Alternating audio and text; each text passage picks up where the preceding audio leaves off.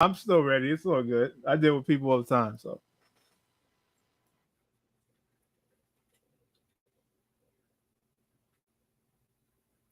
All right, man. Peace, peace, peace, peace, peace. I don't know if we live, but we should be live.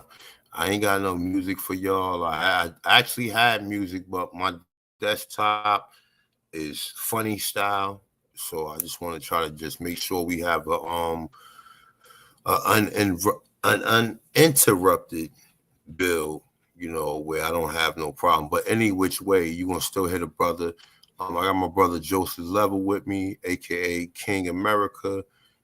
He gonna be doing a presentation. But before we get into the presentation, I just got a couple questions that I just would like to ask the brother, so you guys can get you know, familiar with him and his content.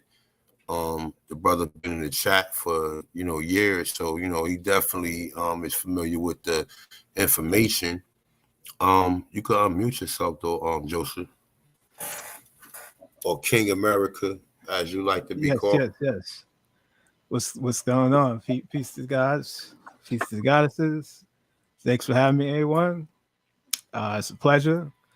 Been you know, watching you probably since 2017. You know what I mean?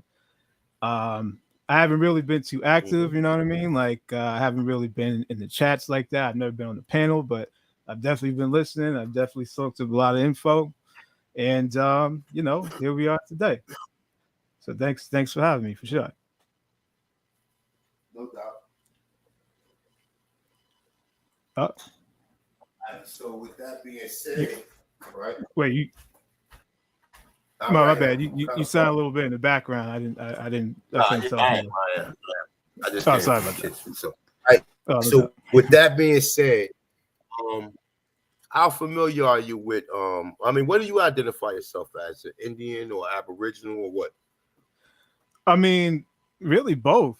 When you think about it, I do agree that, you know, the term Aboriginal, Aborigine, it does have more of it makes more of a statement, you know what I'm saying? Because it is declaring like we are the first from the time of existence, from time immemorial, you know what I mean? I'm still not too sure what Indian really actually means, you know what I mean? Like definition wise, because there's been various things, various definitions, children of sin, like Los Indios, Nino Indios, stuff like that. I know you brought that up in the past. But and that's from what I understand, because the Native Americans don't like to be called Indians neither. Right. Most people don't research that and don't even see, and they tell you why they don't like to be called Indians, because Indians is under the doctrine of discovery. It means Nino Indio, children of God. Children of God is those that's converted to Catholicism or Christianity. Right. That's it. Exactly. Like we could sit here all day long and play games. Right. But, so you're basically alluding to the fact that you think that term came from the colonizers, basically. What's my name? That would be a Tanchinus one, right? All right. So I go past all that shit, nigga. My people came from the soil, which what Genesis in the Bible talks about. People being formed from the earth.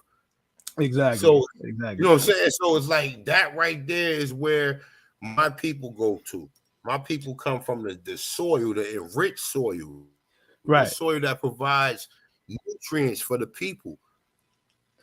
For sure. You know and honestly, I think that term embodies it even more than like say Aboriginal Indian, because it's literally saying like, you know, you sprung forth and, you know, everything that's in that soil is running through your veins, you know what I'm saying? So that's putting that stamp on it, like, no, we didn't come from anywhere but here, you know what I'm saying?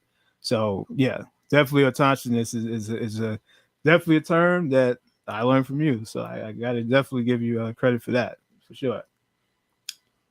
We got 43 people in the chat room. Please share the video out. Please hit that like button. And please donate to the video. This is going to be 5 hours that we're going to be rocking out. So I appreciate some individuals donate anybody, but somebody, if anyone, share the video out, hit the like button. Sure, I got you too. I got you too as well, A1. No, sure. I'm just saying, like, you know, I'm just saying, opening up the platform. You know what I mean? Like, I definitely got you on that for sure. This is gonna be a decent build, so you know what I'm saying. Like, my laptop been down for like the last week or so, and I was trying to figure out what I want to do with it.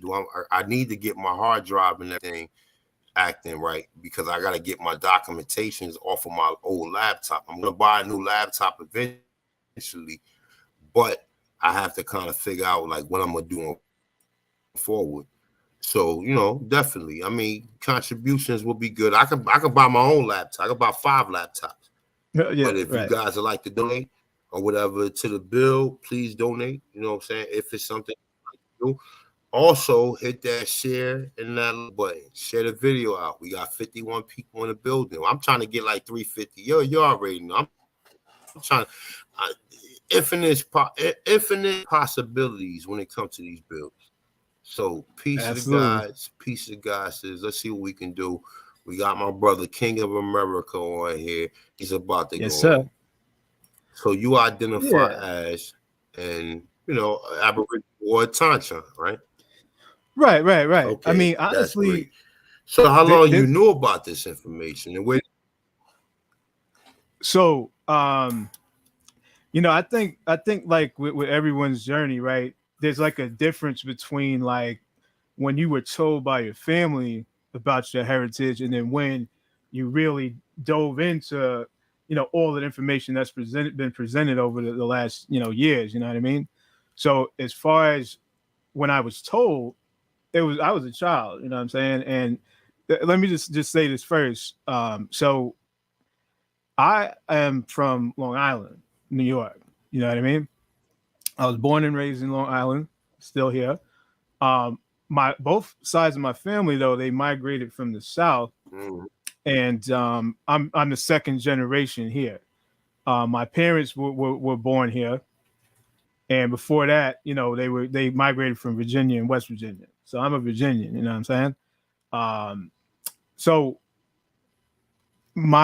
it was, you know, honestly, most people say it was grandma that told them they were Indian, but for me, oddly, it was actually my pops.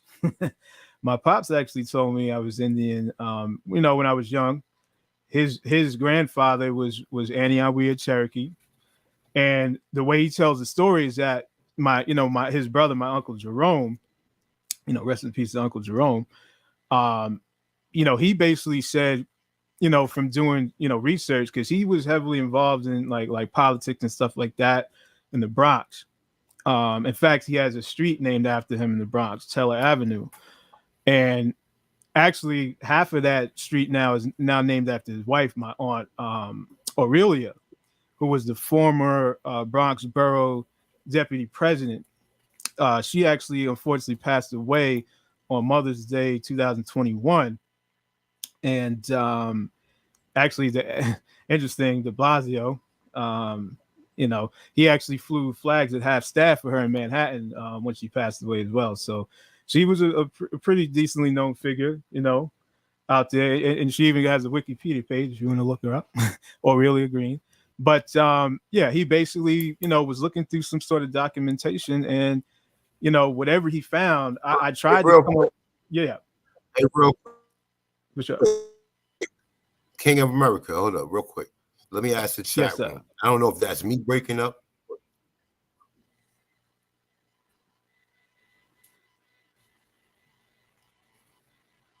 You can hear me? Mic check. I can hear you, yeah. Can you hear me? Mic check. All right. I don't know if that's breaking up. Yeah, I mean, you kind of sound a little robotic, or maybe that might be me sounding robotic. But any which way, I see people in the chat room. I need y'all help. They're saying they're saying it's A1. Oh, it's me. A1. Okay, all right. Yeah. So y'all, as long as y'all can hear him. Okay, all right. As long as y'all can hear him. Go ahead. I'm gonna mute my mic and I'm gonna go on my phone. Back in on my phone. Okay, no doubt. All right, but continue your story. For sure. Yeah. Yeah, I'm gonna share your screen. I'm gonna share a screen for you, right? Okay. Just so You whenever you're ready to present, just in case if I have a delay, because it's obviously I got a delay. So just so if you want to share your screen, I'm gonna put it up on the screen. So whenever right. you get into your presentation, you can just go right ahead. You don't need my approval or nothing. If I can't hear you, if I'm not responding to you, just go right into it. I'm gonna be Right. Got you. listening Got you. on my phone. All right, no doubt. Wow, I appreciate that. All right. Well, so yeah, I mean, basically, while the brother A1 gets his signal together, yeah, basically, yeah. So my uncle Jerome, he did the research to find out that my great grandfather, on my father's side, my father's father's father, was Cherokee Aniawea, and somehow it was documented. And he came to my pops one day. He was like, "Hey, man, that dude," because his name was George Southers, but he was called Geo. I never met him, but he was called Geo. Well, of course, because he was born in what 1872, I believe, from doing the genealogy. But yeah, he was basically like, "Listen, man, this dude Geo, he was an Indian," you know. So that was really when I first heard, I first was told by my pops, and then later I found out about other things as well. But that was basically it for me, you know. And actually, let me see. I think y'all can see my screen, right? So just another. This is my uncle Daryl. My uncle Daryl actually, unfortunately, passed away too, in 2008, 2016, January 25th, 2016. But last year, September, they actually had a street naming for him as well. Let's see, Daryl E. Green Way. So this is in Far Rockaway, Queens. Um, I think it was Bayswater Avenue is where his house was, and this was me and my family here, and that's the actual street sign. So he also had a street named after him as well. He did a lot of work and um, a lot of activist work. He was an attorney. He was a businessman. Unfortunately, when you're doing good stuff for the people, you become a target. And he was unfortunately attacked by a few different entities. Um, one being Rudy Giuliani. So unfortunately, but he did a lot of good things, and he got honored for that. So that's pretty cool. You know what I mean? Um, so that's just a little bit of my family history. Um, but what I'm here for today is just to just to show some of the things that I've collected as far as different depictions and things of what you would call American Aborigines. Um, I hear a lot of people talk about how a lot of these depictions that we've seen, some of our favorite depictions, a lot of people used to put out memes. People like Johnny Aborigine, Thousand Go Ahead, Ab the Legend, and definitely salute to those brothers. Because they did a lot of good work. And the thing is, though, is that a lot of people were like, they weren't really that expounded on. And maybe just for that time, that was what they had to offer. So I'm like, well, why don't I just go and try to like dig up the actual sources for all of this stuff, whether it be depictions, artifacts, etc. You know what I mean? So that's all I really do. I just, I'm not, I don't have a following. I don't have a YouTube channel.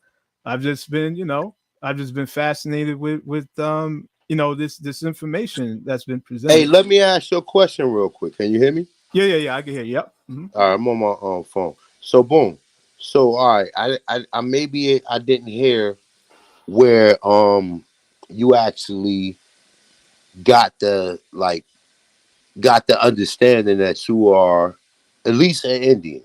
All right, because being a Tanchan is something totally different, but at least an Indian, meaning that you may, according to how history got the shit lined up, you may have African and Indian ancestry, right?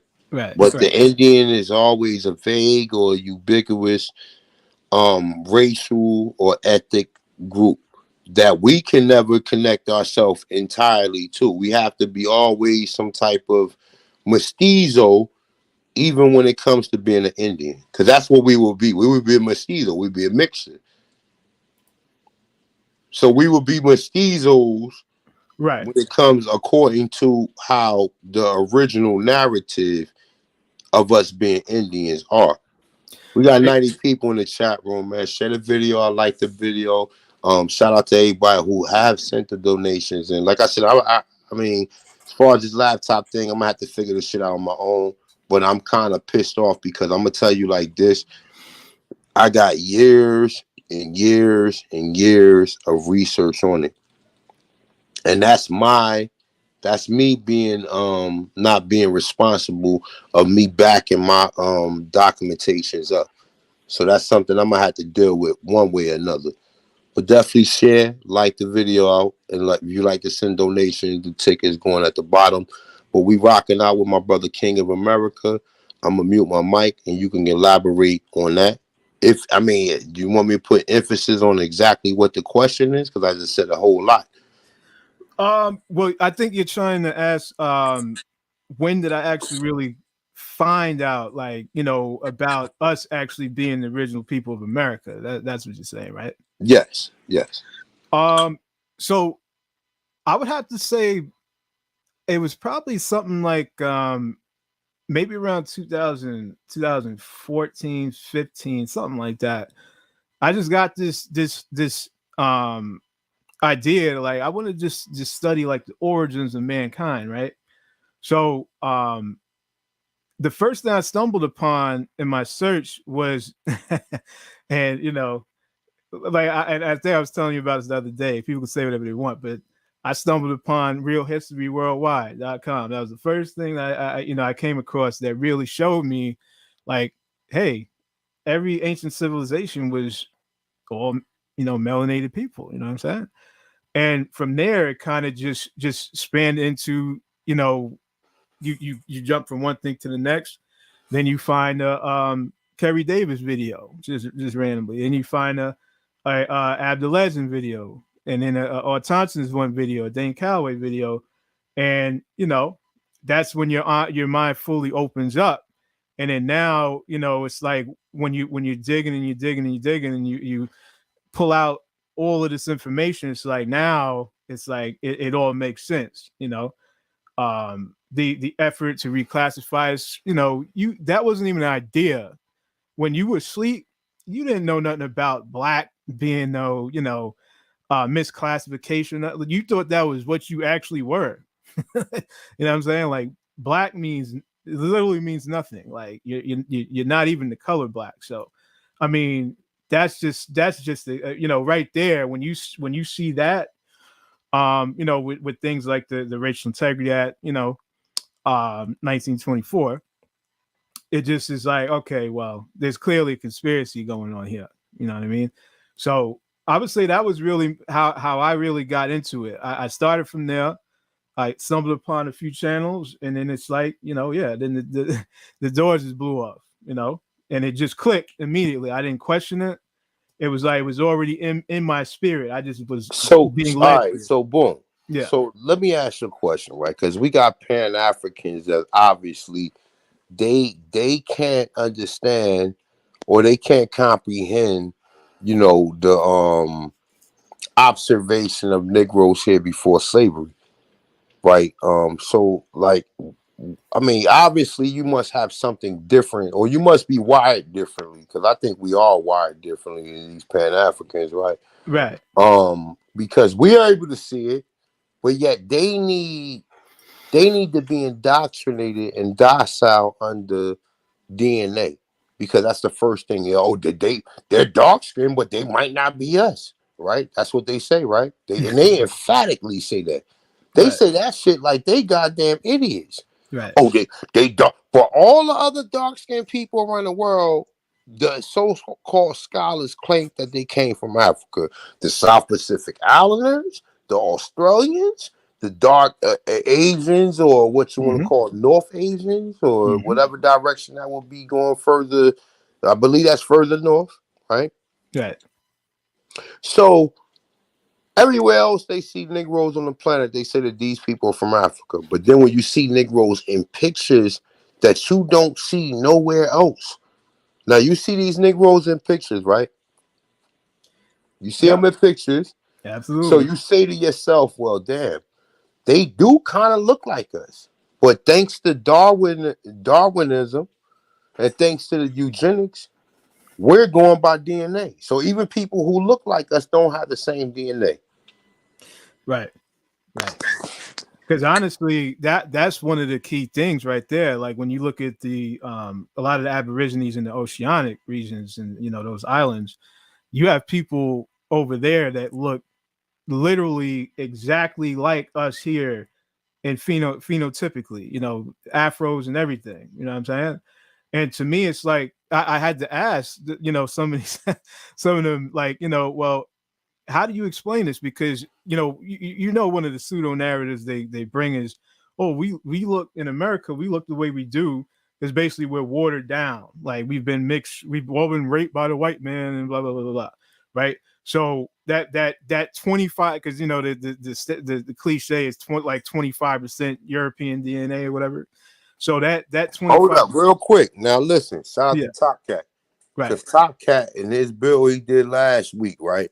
mm-hmm. He brought up that Melville Herkovich said that the African American is totally a new species of people, right? Mm-hmm. And then he doubled down by saying, "Oh, that's because so-called African Americans have X amount of blah blah blah blah blah Right, right, African DNA and blah blah blah blah blah European DNA." And right, then he said that the European DNA is coming from male so-called Africans or whatever specimen he decided to call them, melanated, of course, right? right, That actually interbreeded with these Slavic people. This is what Melville Herkovich said. mm-hmm.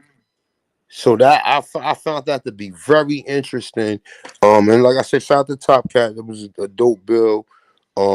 Definitely some additional findings and additional quotes coming from Melville Herkovich, right? But when I seen that, I was like, okay, boom.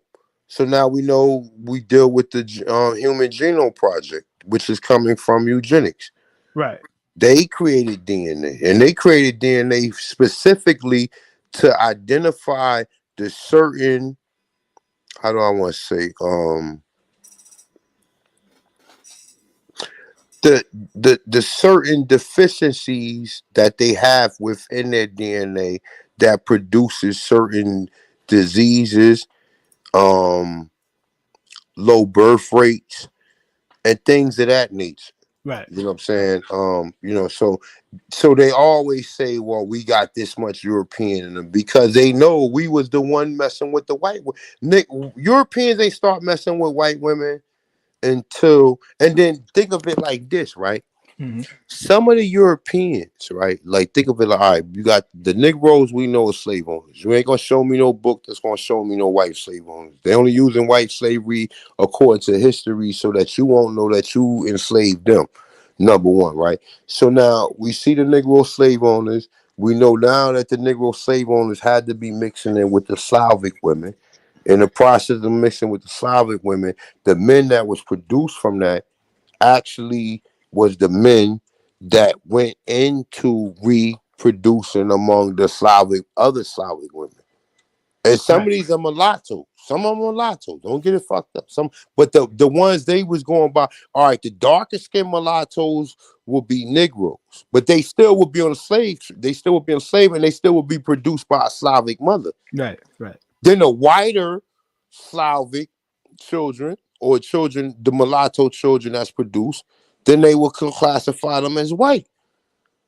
So the dark skinned ones, they would still be from a Slavic mother. So, and then you look back at history, you see a dark skinned person who was a slave, and then you'll be like, oh, okay, all right, they had Negroes as slaves. No, they or that Slavic person was that mulatto or that Negro was produced as a result of her father being an Aboriginal copper color, you know what I'm saying, Mm-hmm. individual, right?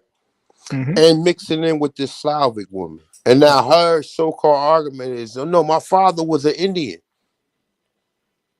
My father was an Indian. All these cases where you seeing people saying that they're Indians are because they have white mothers. Exactly. Exactly.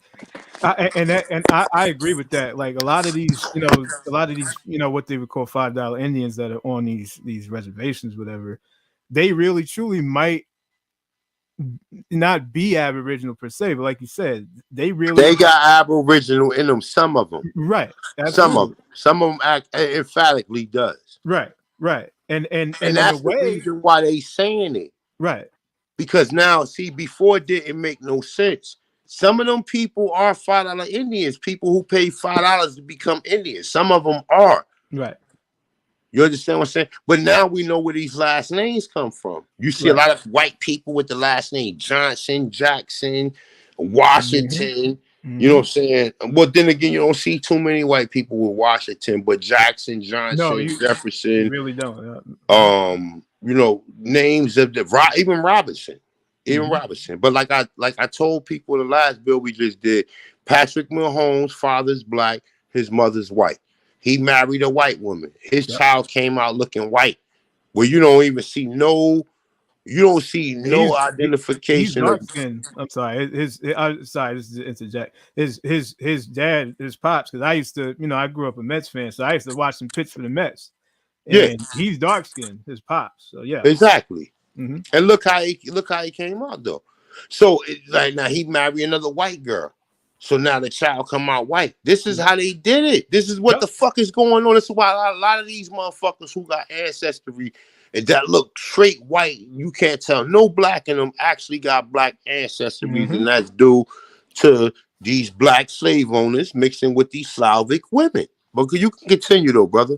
Yeah. No, well, it makes sense too, because what is it, the so-called Cherokee chief now? I forgot his name. It might be Butler or something like that. But I'm pretty sure he said he's like 132nd or something crazy like that Indian. You know what I'm saying? So in reality, he might be right. You know what I'm saying?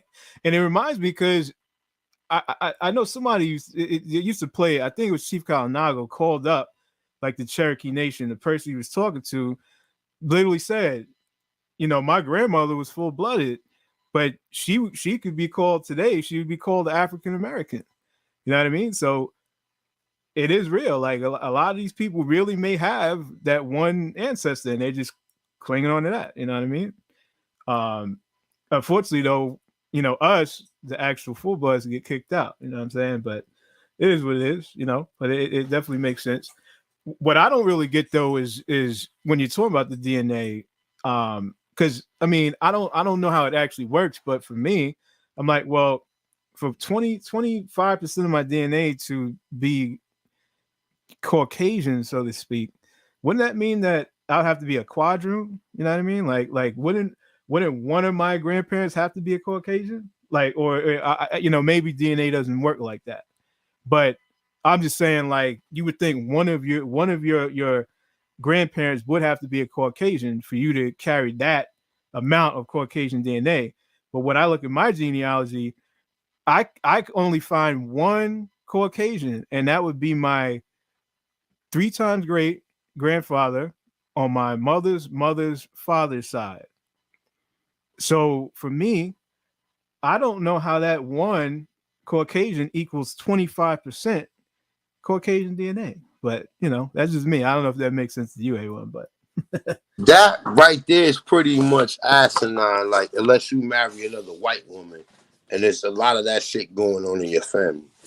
You know what I'm saying? that's what I'm saying. It doesn't make sense. Like you would have to have significant admixture for 25%. That's a But quarter. that's kind of like, yeah, like it really don't matter. Like I said, man, and you know, like I'm light skinned, my brother dark skinned, my little brother, he fair skinned. He like Right, in between me and my brother.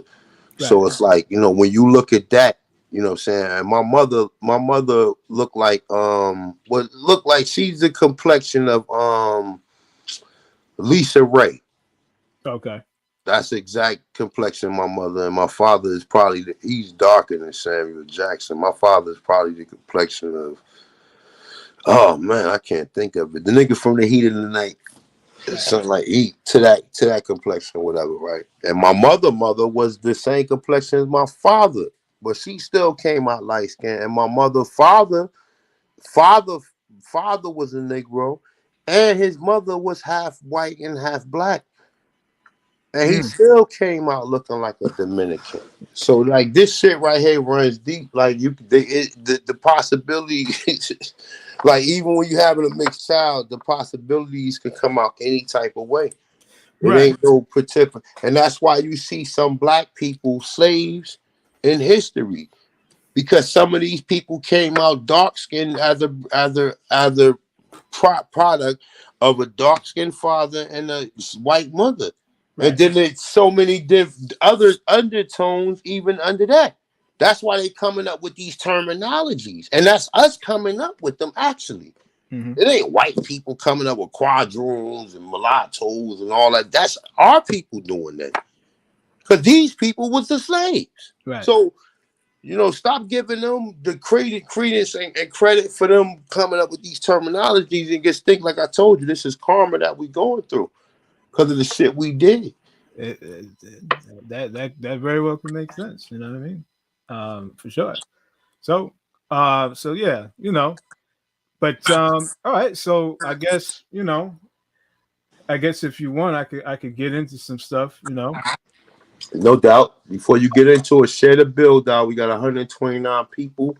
Hit that like button. And if you like to donate to A1 New Computer, you can do that too. You know what I'm saying? Because trust and believe, I'm a computer guy. I be on my computer all day. This fucking desktop, this Mac desktop I got, from the time I got it, this shit just was like running sluggish. Then I took it back, got another one. Then the other one I got, I'm like, oh, this must be what's going on with these computers or whatever. But I had a Dell. I had a Yoga. You know what I'm saying? That shit had a trigger bite on it. And I got a Dell desktop. I got another Dell desktop right here, but I don't have a CPU for it. So I just ran my USB cord because it's like a 30-inch screen, and I run that shit from my laptop to that. You know what I'm saying? Just to give me some more, awareness, because the shit is bigger. But yeah, I definitely need my laptop, man. I'm not even playing, on God, on mothers. My shit is down. And it's not looking good for the kid right now. But things will get better. Don't worry about it. But if you like this, definitely support. I got Cash you. App is going across the ticker. But with that being said, we let the brother King of America get into his build. I'm gonna mute my mic, and you can go ahead from here, my brother. Peace. Yeah, no doubt. Peace. So so as I was saying, I basically have just been compiling, a lot of, your favorite depictions you've seen, and a lot of stuff, you probably haven't seen, you know what I mean? And just putting the sources with them, so that way it's like they can tell you what it is, you know what I mean? Like, I don't have to sit here and try to convince somebody of what it is. They're going to tell you, and honestly, yeah, it also gets rid of the argument of lookership, you know what I'm saying? Because we're not going to act like observation isn't the first step of the scientific method. So, with that being said, let's just start with something, something a little decent, you know what I mean? So, so here we have, this is Christophorus Columbus, right? So you can take a little look at the imagery here. You can see this is basically telling the story of Columbus, which, honestly, we're not even sure if he was really a real person. I know a lot of people brought some information about that, which is dope. But Hey, we got a new saying around here and shit, right? Columbus is like Freddy Krueger. He's like a nightmare on Elm Street. He's like, when you see Fred, even as a grown man, when I seen the first Nightmare on Elm Street, that shit was scary. Even as a grown man and shit, when that nigga had his motherfucking claws coming through the bed, right, that shit was some scary shit, nigga. like word up. Right. I'm telling you, I'm keeping it a buck, nigga. That shit was some scary shit, nigga. Right. And that's how the Christopher Columbus story is. Yeah. But see, some of us, we overcame our bullies. We overbecame. Fuck Freddy. I beat the shit out of Freddy Krueger, nigga. I beat Freddy Krueger ass, nigga. Right. Let me see. I'm gonna pull that nigga through the bed and commits to beating his ass. And the Exactly. same thing with this Christopher Columbus story. That is what I call, it's like big bad white man syndrome. You know what I mean? Like, you know, it's like this whole inferiority complex has been installed. Hold up. I'm sorry. April Dawn. You wasn't scared of motherfucking Freddy Krueger in that first Nightmare Elm shit. I'm talking about the first one. All the other ones was laughable and shit. That was some whole shit, nigga, laughing and shit, right? But the first one was some shit where you like, Ma, like, you call it through the door and shit, like, Ma, like, word is bond. Like, let's keep it a buck, man. Let's stop playing these games up here, all right? April Dawn, I'm gonna hold you to that on the next one, all right? But continue, bro. Yeah, no doubt. Yeah, that's funny. But yeah, you know, I just call the case of big bad white man syndrome. It's an inferiority complex, and you know, unfortunately, a lot of the people that's still holding on to Pan Africanism, I think they still experience that. You know, unfortunately, because they, you know, it's like you see people get on here and fight to be inferior, and it's enslaved, and it's kind of crazy, you know. You should want to be a part of something that's uplifting, you know what I mean? But you know, it is what it is, you know. So, but anyway, so yeah, but either way, this is Christopher Columbus, and so you see him, you know, greeting Aborigines, you know. Oh, wait a minute, I'm supposed to do that. Hey, April Dawn, you thorough than a motherfucker, man. I like to meet you in person, definitely. She thorough as hell, yo. She always be coming up with some thorough shit. But so this is Freddy Krueger right here, right? Look, and That's I'm gonna put some emphasis on this, right? Understand this fucking shit, right? At this point in time, first of all, I want no white people coming up on land. Number one. Number two is our people wasn't dressed up in no motherfucking tribal wear like that, even in the 1500s, nigga. Anthony Johnson has a suit on in 1619 and he was a slave. Right. And that's the other thing about it too. Like you said, you can only take a lot of these images with a grain of salt, because a lot of them are still, you know, conveying like a certain message. You know, what I take from it is just seeing that these people are depicted as so-called Negroes. You know what I'm saying? Like everything else is up for speculation. You know, because you could clearly tell, like a lot of images I show, they're going to be describing savages. You know what I mean, and stuff like that. So you don't want to take everything And verbatim. heathens. And Right. see, heathen is a terminology of a person who haven't been baptized. Exactly. So when they calling people heathens and shit, you got to be able to recognize, like, oh shit, all right. So they trying to get you to conform with the doctrine of discovery. Right. Exactly. So yeah, so this is basically, you know, just kind of the story that they tell of him, you know, washing up on the shore and just, you know, running into you know, Indians here. This is probably depicting somewhere in the Caribbean, of course, because that's where they say he landed. So let's just see some stills. Let's see some of these images. So I mean, I don't know what these people look like to you. I mean, you could look at her hair, you look at the hair, the skin. You know what I mean? Upon observation, I would have to question if those are the so-called Native Americans that they show us today. Man, the Native American, the Mongoloids right there. Black. Look how fine detailed the dark color is. Like this is how they used to depict Negroes in comic books back in the 70s. Right. Look at the illustration of what they're trying to depict there of these people. Where are these people at today? They right there. They right there in the islands, you know. Just been reclassified. So all of these illustrations and drawings of the so-called aboriginals that depicted as motherfucking niggas, nigga, none of these, that woman right there or that dude in front right there has an afro. His hair is not hanging. Oh, that's pseudo. That's looker shit. That's looker shit, nigga. That's the first step of the scientific method, you fucking morons. Yeah, exactly. And that's why that's the whole point is not only that, but I'm going to show you the sources that are telling you who these people are. I'm going to show you where they're this museum. Most of these, what I'm showing you is in museums right now. This is in a museum. So I'm going to show you the sources and then you can question them, whoever the naysayers are. It's not stuff we made up. And that's the whole point. You know what I'm saying? Like anyone could look at something and claim whatever, but we're going to let the sources tell you who they are, since everything's about present a source. Well, here's the sources. You know what I'm saying? So here's another still. So we got to look at this. I'm just saying, like you can't. The usual suspects.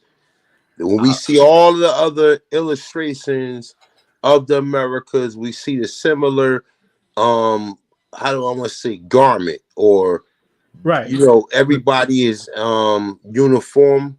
You know what I'm saying, in uniform. And that's one thing for sure. The consistency of all these depictions, hundreds of them, you always see a consistency with the feather crown and the tobacco kilt, no matter what. You know what I'm saying? Mm-hmm. So, because a lot of times, what they did? They caught some of us in South, not even caught. See what's going on is this, right? Mm-hmm. A lot of these Slavics and these white supremacists, right? A lot of them are the ones that's giving a lot of the people who's doing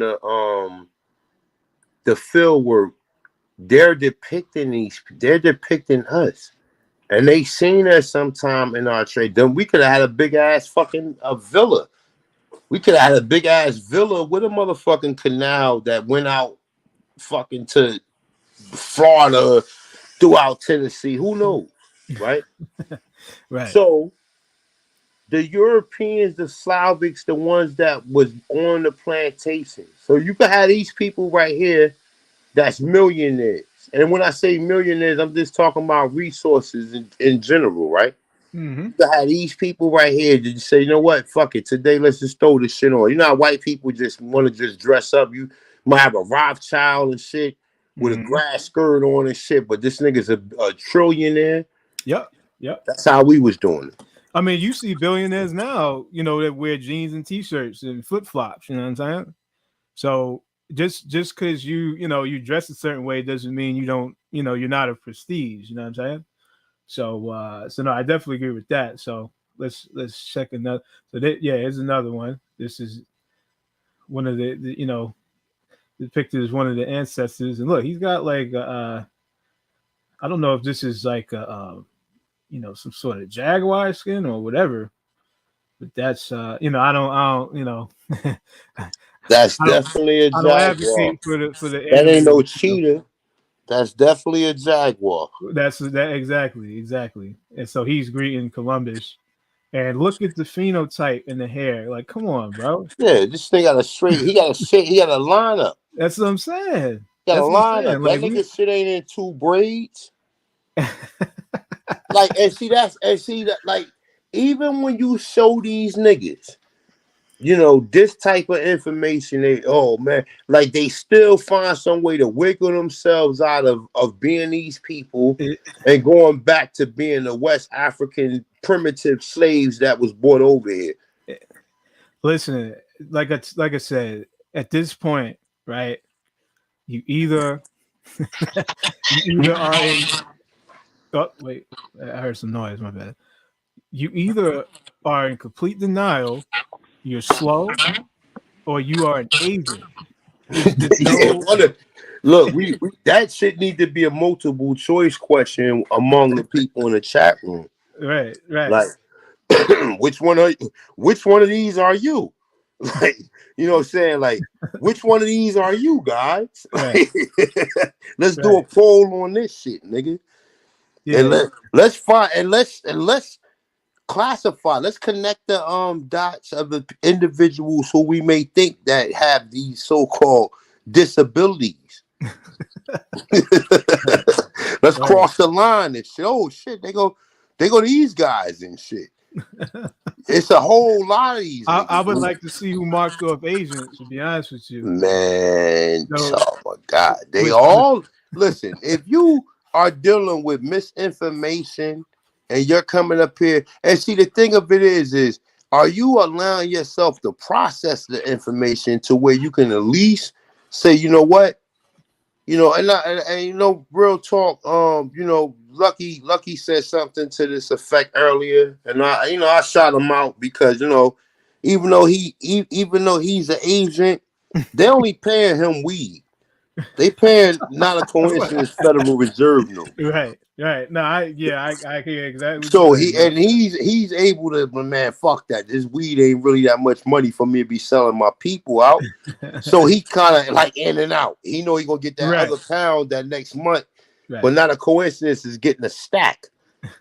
He's getting an electronic payment to his Bank of America in an excessive amount of maybe 7 figures to do the shit he doing. Actually, you know what? I got something specifically for Not a Coincidence. Actually, I mean, I don't know him. I mean, I've watched Bills, you know, etc. I know he's from my area. The people who are in chat room don't even know him because it only be like 13, 14 people. So they don't even know him and shit. Like, he coming up here talking about, nigga, you see the people. I don't even know these niggas who be taking clips of me and putting them in their video. And, you know, it's funny you bring that up. Huh? My bad. I'm sorry. I didn't mean to cut you off. Go ahead. Nah, I mean, this might be we might do a part 2 of this because, you know, I'm long-winded and shit, right? We only on the first depiction. I got a few hundred, to be honest. Nah, but the people enjoying the build. We got 142 people in the share this build out. This is just the start. The video and help me get another Dell Trigger Byte yoga computer. What the fuck? The fuck is we doing around here? Exactly. But anyway, yeah, this nigga get 7 figures, man. This nigga probably got a Bentley. He probably got everything, man. He probably got everything that niggas don't got. Right? Well, it ain't cheap to live out here in Long Island. I tell you that. You know what I mean? Mm-hmm. So I know he's from around. I don't know exactly where, but there's actually one thing I'm gonna show that actually he inspired me, and I honestly thought he was correct on, and then I just had to go back and double down, and I had to correct it myself. But I'll explain that when we get to it. You know, all right, good.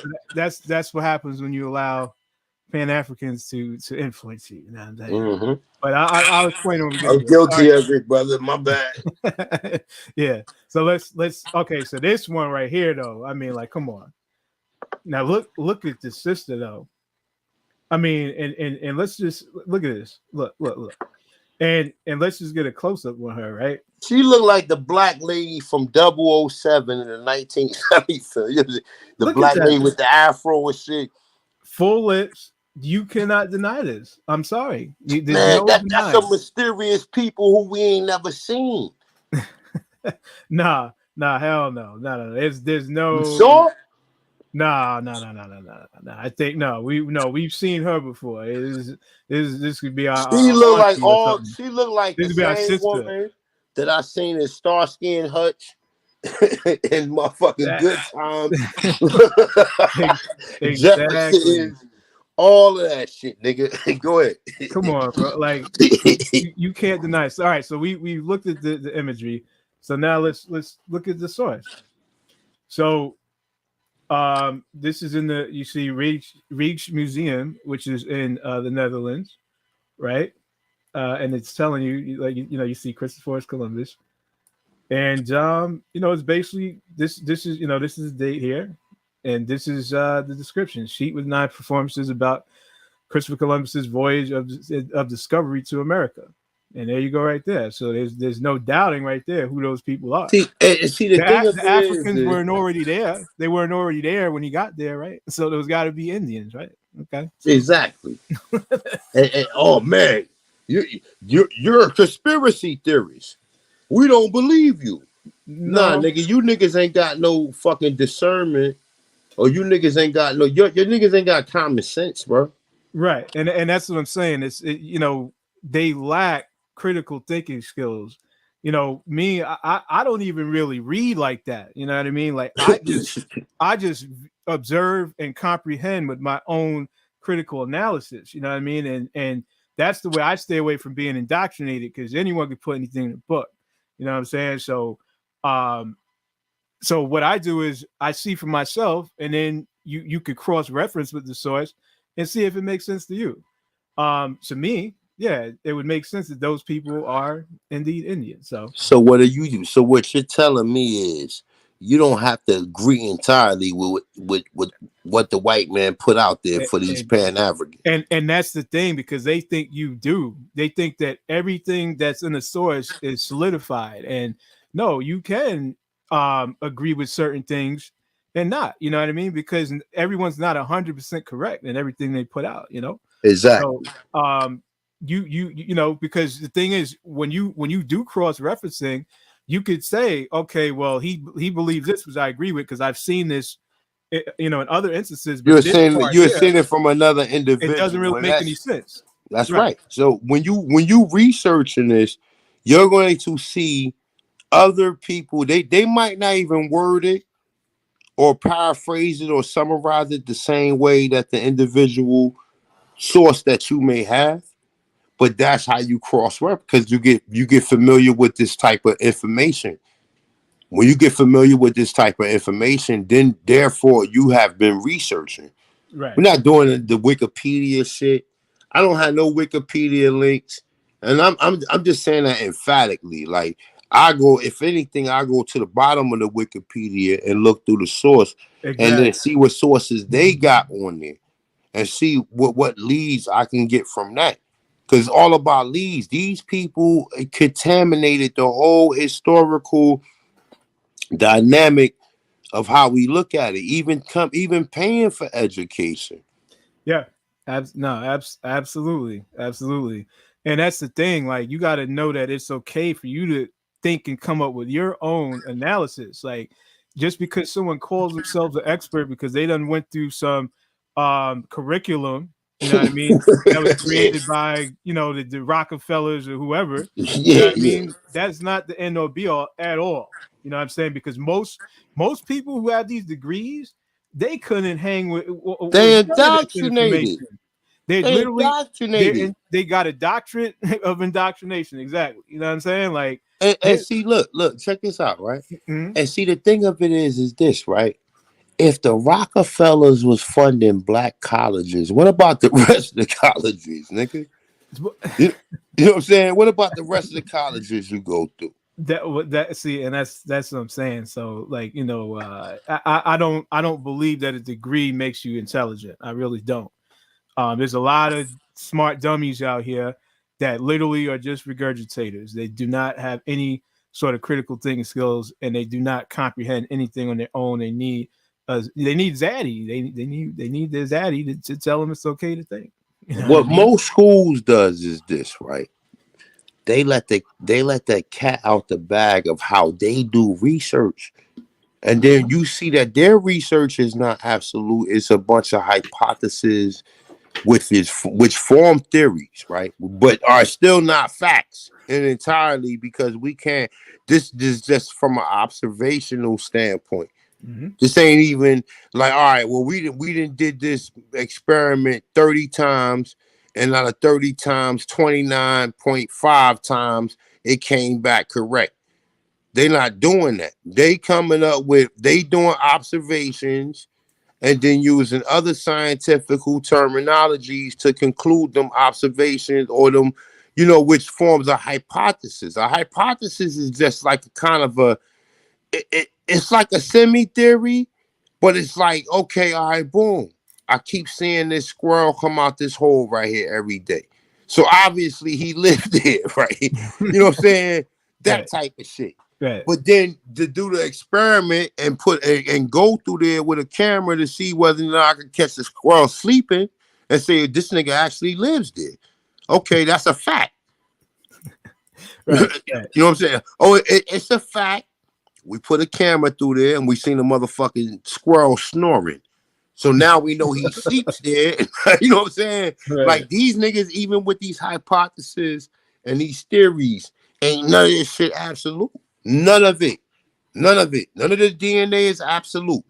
Well, especially because it, you know, again, the DNA, first of all, is done with a out of Africa like hypothesis in mind anyway. So it's like it's taking everyone and putting them over into the Eastern world. Like you have to come from there because that's where the creative civilization started. So that to me is a faulty premise right there, because you would have to agree with out of Africa for you to even agree with DNA. And we know that out of Africa, it was, well, we see who concocted that. So, so it's just about questioning everything and then following the money. When you follow the money, you'll see who's funding what. And that's all it boils down to, you know what I'm saying? So yeah. So should we move on? Yeah, I mean, wherever you want to go, bro. Go ahead. Yeah. I mean, I'm gonna come in periodically, but you already know how it is, man. Yeah, no doubt. So I know a lot of you seen this one. This is just a, pick one. This is and you can actually see in the background here, it's kind of hidden, but it actually says Indian Mauryan. Right? Yeah. So you can kind of see it a little more here. Oh, wait a minute. And that's them. That's Europeans today coming up with these names. Right. That ain't no past. That ain't no ancient time what they was called. Them motherfuckers. Listen, even if you believe that the Moors went in from North Africa and went into Iberian Peninsula, which is the Mediterranean, Spain, Portugal, fucking Greece, Italy, all that shit, right? Nigga, let's keep it a buck, right? They went in there. They occupied there for 1,000 years. If somebody come in your house, that means they got dominion over you, because you can't prevent them from coming in your house. Right. So obviously all of them individual, which we already know, the story is not what they telling you. They came from America, boom. We created these Slavics in America, boom.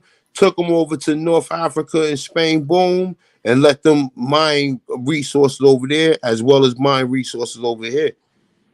Exactly. And it kind of contradicts, like, some of the things, whether it's accounts or even some of the just the America artwork for the John O'Ligby or Ogleby and Arnaldus Montanus, where, which I know you've shown a lot, where they have forts with cannons and stuff like that. You know what I mean? But they say this guy, not a coincidence, says not Arnaldus Montanus. He wrote a fictional book because he never came to the Americas. But see, he don't know how to talk. Yes, I'm glad you brought that up, because I literally just kind of debunked that literally a day or two ago, right? So I should pull up the post. I posted in that that Battle for America that I posted in there, right?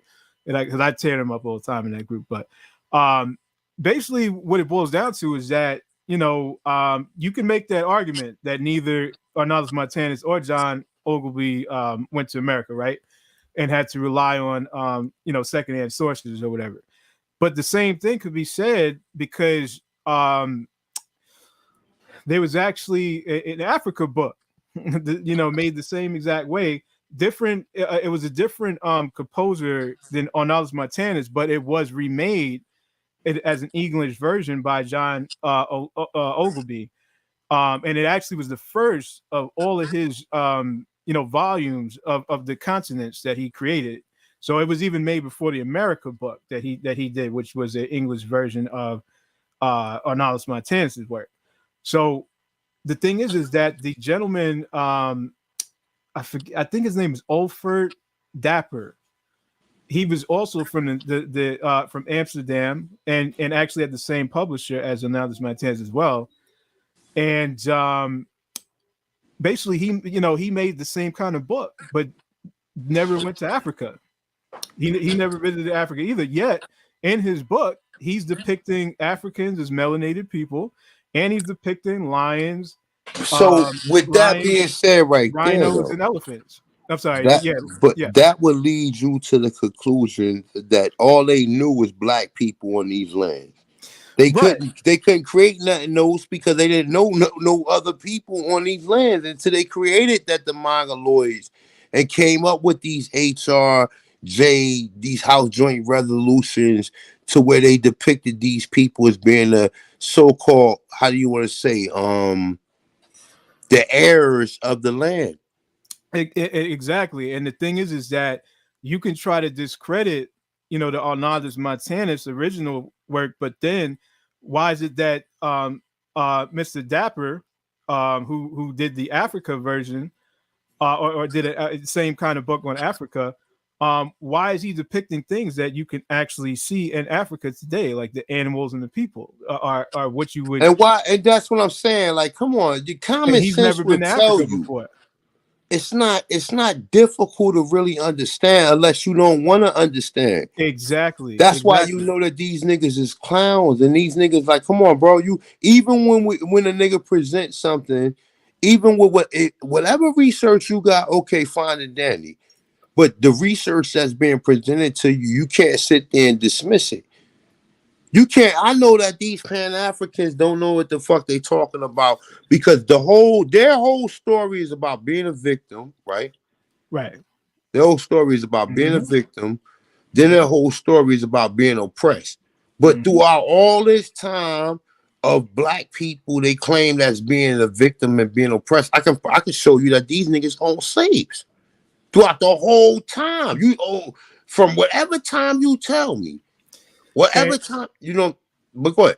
No, I was gonna say, and it's very disingenuous when people try to say, "Oh, we knew that Negroes owned slaves," but where have you ever seen that in the general education system? You know what I'm saying? Never. Like that is something that's purposely being hidden. You know what I'm saying? So when you bring out something like that, like it is not like one or two. It's not like just Anthony Johnson. No. You're talking about, hundreds to thousands. You know what I'm saying? And Man, I'm talking about hundreds of thousands, not even hundreds of thousands, bro. Exactly. We don't So even know how far this shit go. I just, have yet to see a book about white slave owners, bro. Yet. and see, that's what I'm saying. And when you think about it, the fact that any of this stuff exists that we've pulled up, the fact that any of it exists and it has not ever been touched on in the mainstream, if that right there should be enough to make you raise your eyebrow. If you see all this stuff and you still want to question it and say that we're lying and blah blah blah, you are just you again, you either in utter complete denial or you are an agent. They're not listening. See, the thing of it is a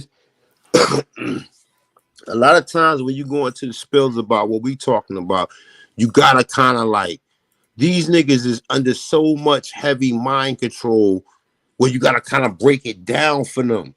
And then certain points you might have to go back over 3 times. It might take you it might take you 3 times just to get over one point with some of these guys. But listen. When you've heard and seen this stuff for this long, like you're not really a genuine person. Anyone who's genuine would see this and start to question at least something, just like we did, just like I did. As soon as I seen it, it was like it just clicked, and I was like, "Whoa, this is it." And I never looked back since. And I used to think that I was black in Cherokee. So let me ask you a question. So, what about like the primitive style Indians, man? Like, what? Yeah. Like, what is your relations to like the primitive, the TPs, the ones that was chasing buffaloes down, trying to eat buffaloes and all that type of shit. Well, fried cactus and all that type of shit. But what I'm saying is like, my people here, we had civilizations, man. We had long houses, aka brownstones. Exactly. I mean, I don't know if you're asking me as far as my personal genealogy. Like, I'm just saying, which civilization was you told that you derived from? The TPs, and the niggas out there rubbing sticks with their feet, or the niggas that had the solar fire starters? No, go ahead. No, my bad. Exactly. No. So, I was never really told any of that. It wasn't really elaborated to that extent, but. What I will say is, like I told you when I first found out my pops was the one who told me about my great grandfather George Southern. he's actually considered the first. They supposedly the first black quote unquote councilman in West Virginia, in McDowell, West Virginia. And so again, this you know, I don't think did they I don't know if did they do that in on reservations? Did they have councilmen? And Man, but I don't he was really. also a plasterer. He was Them a plasterer. people are being paid. Them people don't own nothing. That's why. Listen, how you want to come and put a person on a reservation that own the land? Number one, that would be the first. That would be the first thing I would be disputing. Like, wait a minute, how the fuck you gonna put me in a desert, nigga? I'd rather be in Miami. And then fuck that. Not just Miami. I want a spot in New York, and I want a spot in fucking Atlanta. You know what I'm saying? Exactly. It's really like it's kind of like a. I mean, I don't want to say but They it's kind of like a using them concentration people. camp or a prison. But it's not even a concentration camp because them people are lucky just to have that. Well, That's right, how they right. That's how they look at you. When we found you niggas was in the desert. Now we done gave you niggas a role to play in this false history, right? Right. They gave them a role, nigga. Even these motherfuckers who own these that you think own these casinos don't even own them. Them niggas are just facemen. They Exactly. they show you, this tribe, he look like an Indian, but nigga, he getting paid to act. I call them pay to plays. They're pay to play Indians. You know what I mean? Like they're government created, government sponsored. You know what I'm saying?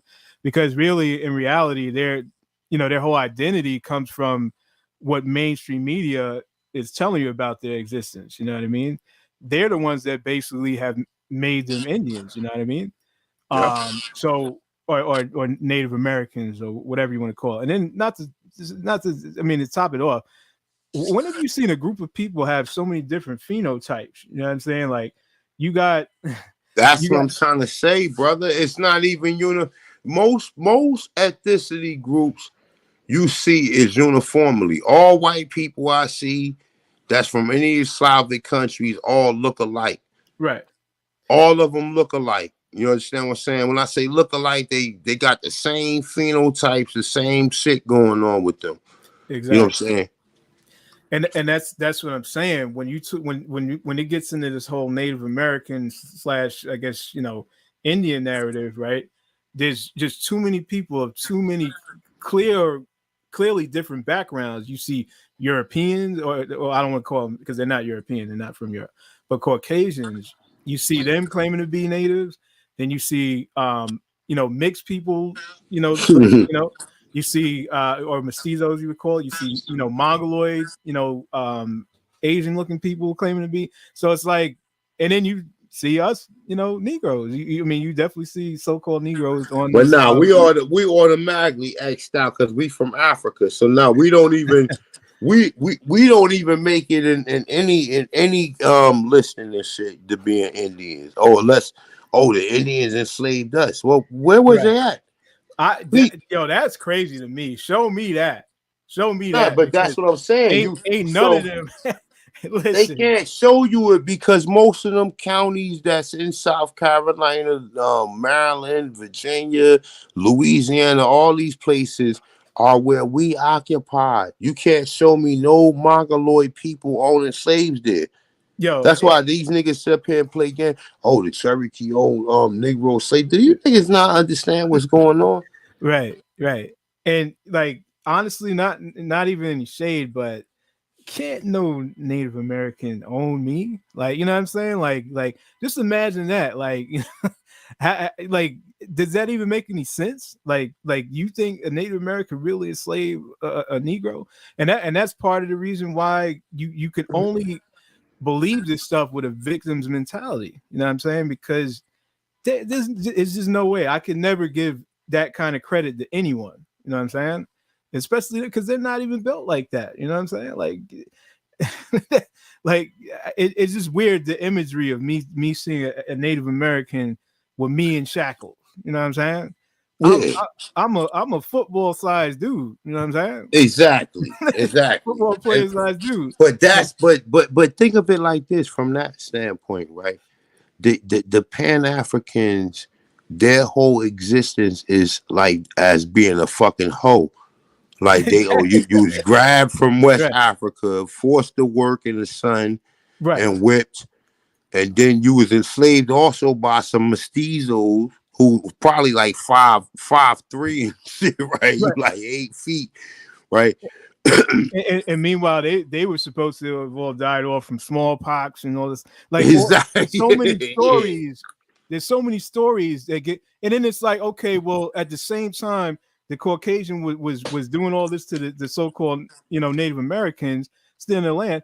But they were like, what were they trading slaves with them too? Like how were they getting a They hold running 30 different because mental they sure wasn't setting up colonies in Africa to send slaves back and forth. And they So how were and they see getting a the hold thing of of it, slaves? even but listen, even when you get into Africa, when you talk about the De Beers and the Oppenheimers and Cecil Rhodes and all these people and King Leopold, they didn't get into Africa until like the 1800s, nigga. Exactly. Like what the fuck is wrong with you niggas? Do you not read history? I've seen maps where that region of Africa where they say we supposedly came from, it literally says unknown. You know what I'm So saying? it was enough Africans, right? Think of it like this from this standpoint, right? So you got white, you got Europeans, right? Which whatever you want to call them, because I know that they would be under the doctrine of discovery under Roman, right? Just riding along the shores of North or West Africa, right? Grabbing 12 million people, right? Then they say, all right, well, now the excuse is because people start getting smart. The African leaders were selling them to them, right? So the ones that claim that they was just capturing people, because that's the initial story. The initial story is that they was just going in and grabbing people. Throwing nets over you and whatnot. Yeah. When 12 million people is a lot of people, when do people get up on game and start forming some type of alliance and saying, ain't no more of our people going to continue to get snatched? Like it's 12 million people is a lot of people. It's an insane number, first of all. Like, it's not even conceivable that they were ever able to pull something like that off. You have to, and I always tell them, you have to be a white supremacist to believe that. You got to believe these people are supreme over you. To believe half of that, you know what I'm saying? Like, that's just, it's not even possible when you really look at what that actually entails. And there's not nearly enough detail for that as well, so for us to actually really truly believe that, unless you just swallow it hook, line, and sinker. You know what I'm saying? So that story is utterly ridiculous. You know what I'm saying? And that's a good point you bring it up, because I always thought, like, well, wait a minute. I never heard this. Now maybe I don't know, maybe it's just me. But according to their narrative, you had the Revolutionary War, right?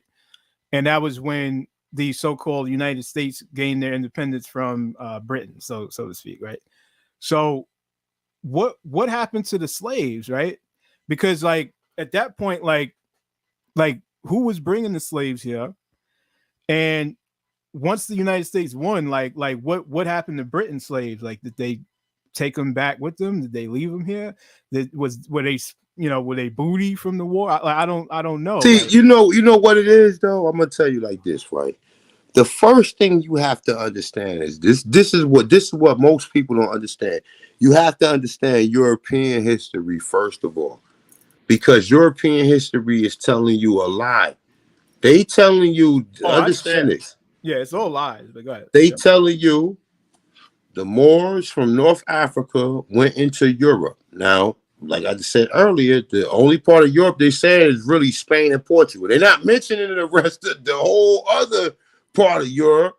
Right. They're not even mentioning that shit. They just saying, oh, they went in there for 1,000 and ruled for 1,000 years, right? When in actuality, it's that they was all through the Americas, and even the Holy Roman Empire was niggas. All of them was niggas. Right. They never kicked the Moors out. They only kicked the ones out that was under paganism and the ones that they claimed heathens. Mm-hmm. Or the Muslims, not Muslims, Muslims. Those who didn't submit to motherfucking Christianity. Who remember the old time cultures and the old time belief systems that we had here. Because there's two belief systems. There's the belief systems that the Amaru originally had here, and then there's the ones that the Holy Roman Empire once believed or once was under all of the so-called cultural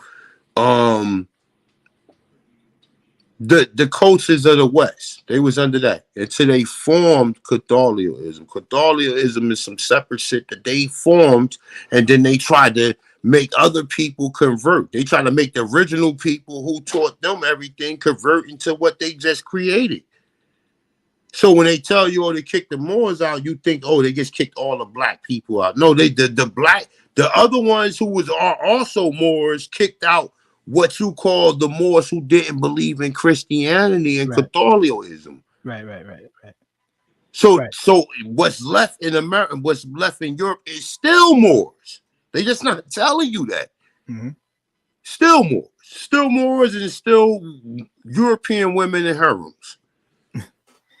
Right. And that could explain, why things happened the way they did. Why they were let in, because maybe there is some plausibility to the fact that you had people returning back home. You know what I mean?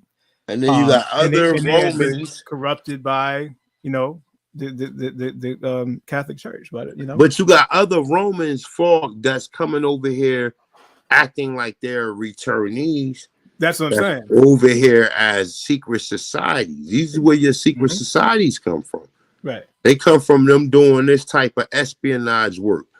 This is where even the movies you see now with motherfucking 007 and all these other movies with espionage or whatever, where they get it from. Right. And that would show in the Inca genealogy list, or the Inca Kings list that they have in the Larco Museum in Lima, Peru, which I'm going to show eventually as well, where obviously the first Holy Roman Incan emperor is Carlos Quinto, and you can clearly see, especially when I show you, I could compare him to because they also created a what you call a whitewash version of that. I call a mestizo and whitewash one because they made all of the Incas mestizos. And then they made Carlos Quinto into a Caucasian. You know what I mean? Which is what? If you translate to English, Carlos Quinto is what? Charles V. All right, then. And we see Charles V depicted as a Negro over there as the leader of the Holy Roman Empire.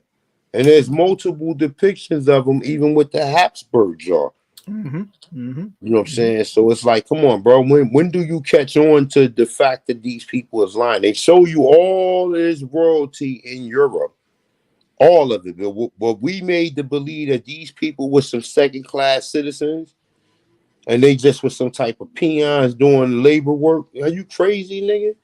Do you not understand? That's why they don't tell you Moorish history. Moorish history is European history.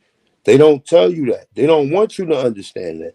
Right. They want to separate them and limit it to one area. And then saying that these people came in at this point in time and they was overthrown, and that was the end of them. And the people who ruled for 1,000 years, there's no other ethnicity of them residing in them lands that they conquered prior to that. That don't make no fucking sense. Not at all. Not at all. So, yeah, for sure. So, I mean, I guess I could get back into Go ahead, my bad. Go ahead. You know I'm long-winded. Go ahead. No, it's all good. You know what I mean? Like you listen, you done did this for a long time, so it's like you got a lot of information, So I know how it is, So there's just just another one here. Actually, we got this. So let's see. The top is actually depicting America here in this depiction, and the bottom is actually Africa. So you do see they're showing a difference between the two, but yet they're both melanated people. You know what I'm saying? Dark people. So this is another Christopher Columbus narrative. In fact, I think it was made by the same artist that did the first one I showed. So just to just get a little view of that, and you can clearly see how they depict these people. And yeah, same museum, the Reach. I believe you would pronounce it Reach Museum. And it's yeah, this is the source here. Yeah, so Christopher Columbus setting foot in America, and in the bottom right, a representation of the inhabitants of Senegambia. So there you go. So there's that one right there.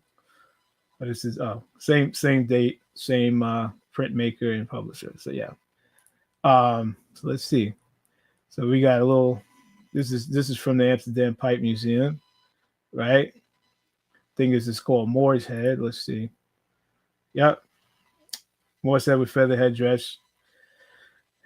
And yeah, this is located in Belgium. Let's see what the description says, though, right? Wait a minute.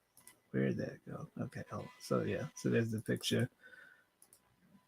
And then Moor's Head. It says clay display pipe with figural bowl, flat bottom, without heel and rising, stem with sleeve, kettle head of a beautiful with feather headdress, earrings, and around the neck, a beaded necklace with bottom in the center. Let me see. Because I think there's more to this. Hold up. Where'd it go? Oh, here we go. This image bears some resemblance to the Powhatan of, to that of Powhatan as depicted by John Smith in Map of Virginia in 1608. So, though it says it probably isn't, but it's, basically telling you, like, there's a correlation between this depiction and the depiction of Chief Powhatan.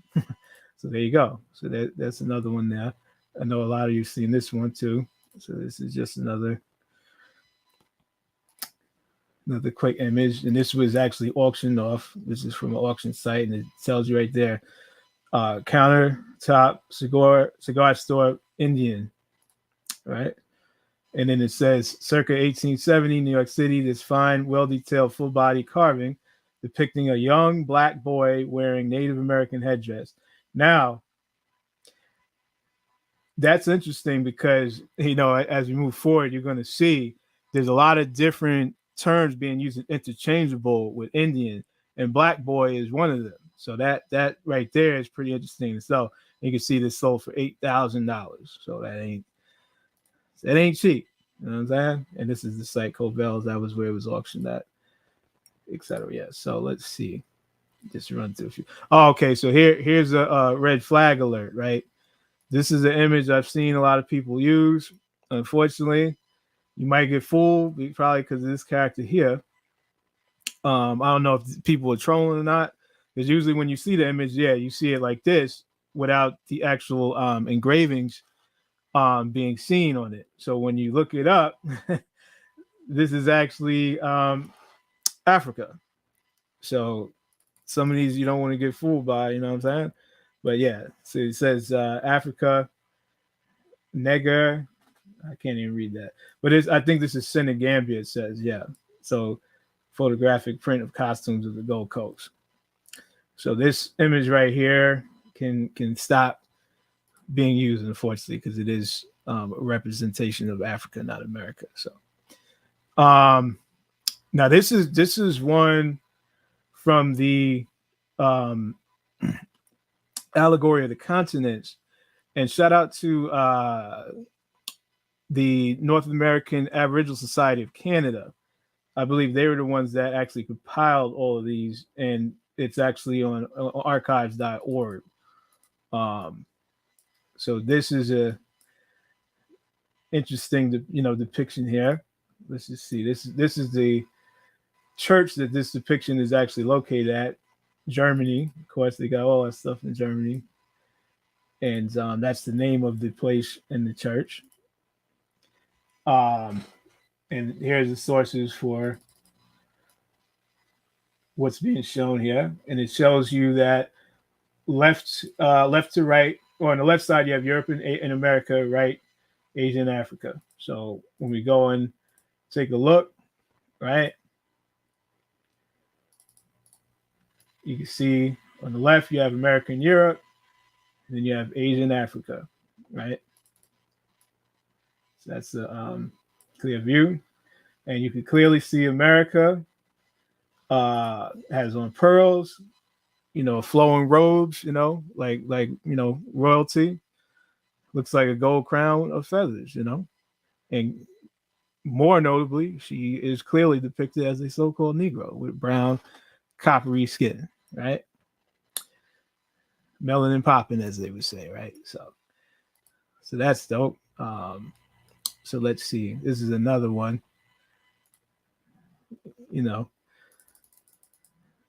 Just another depiction of America. Kind of the same thing going on here. This is a full view. You can see Africa, Europe, America, Asia. And that's the church in Germany it's located at. You can see. And if you read the description here, it'll tell you like which one. Oh boy, which one is America? All right.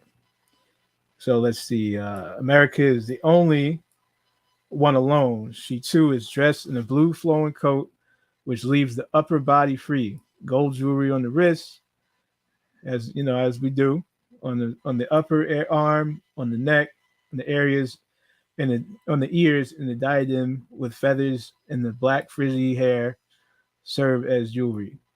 And so that pretty much sums that up, and that is America. Is another one too. We'll try to kind of just go through these a little bit quick. Just another one. America, because I want to get to this one is dope too. This is a nice one too.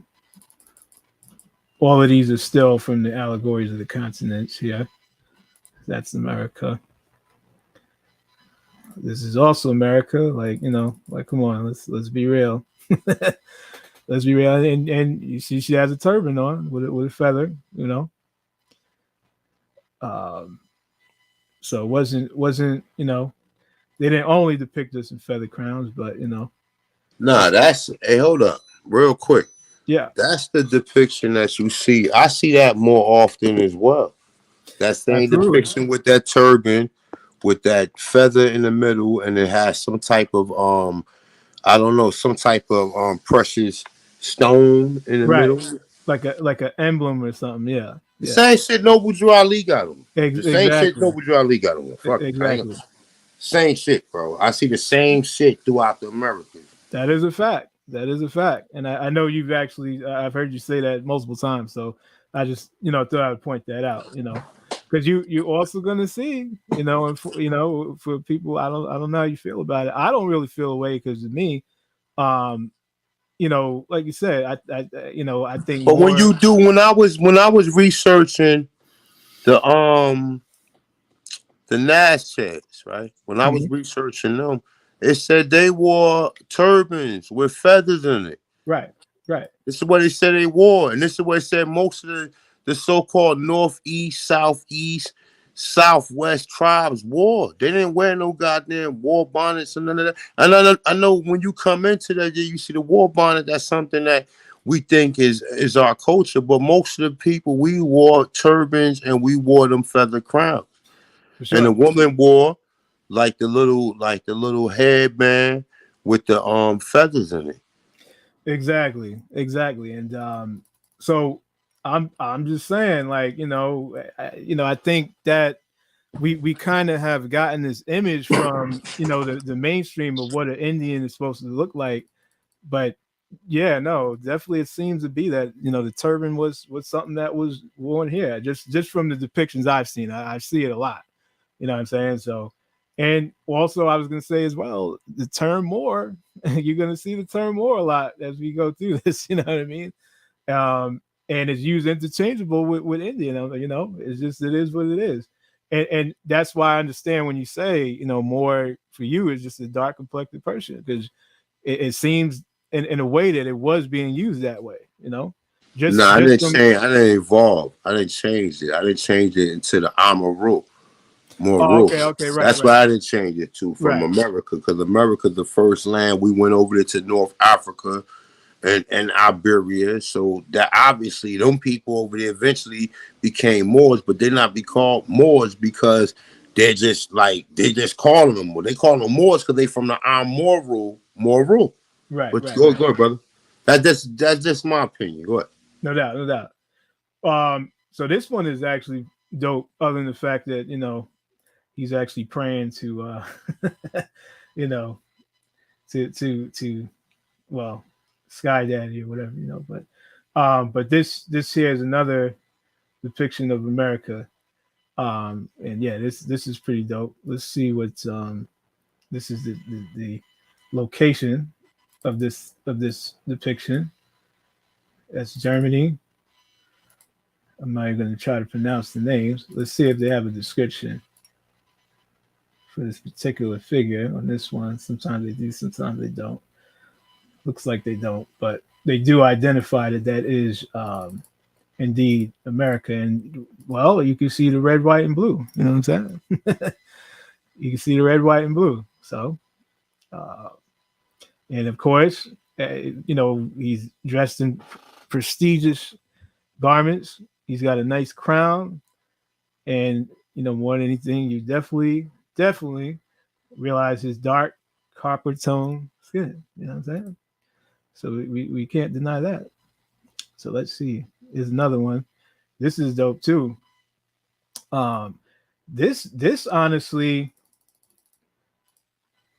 like the way that they're dressed, that reminds me of some sort of like maybe some sort of Muslim type of garments, you know. And you see the turbans, you see the one brother here with the feathered crown, you know. But this is pretty interesting here. So yeah, we got Africa here, Europe, Asia, and America right here. And this is the location. Nassenfels. It says St. Nicholas. I'm not even going to pronounce that word. It's a church in Germany. So that's pretty dope right there. Here's another one. And you can see America is super dark in this one, but yeah, this one's pretty dope. Let's just kind of. This is another one that's cool. Just so you can see more imagery. Let's see. It's another one real quick. America, and super dark on this one. You know, there's no mistaking. Here's another one people have probably seen a lot. And you can see, you know, the phenotype, skin tones, the hair. It doesn't really look like you know, Native Americans to me. So let's see what they say about this.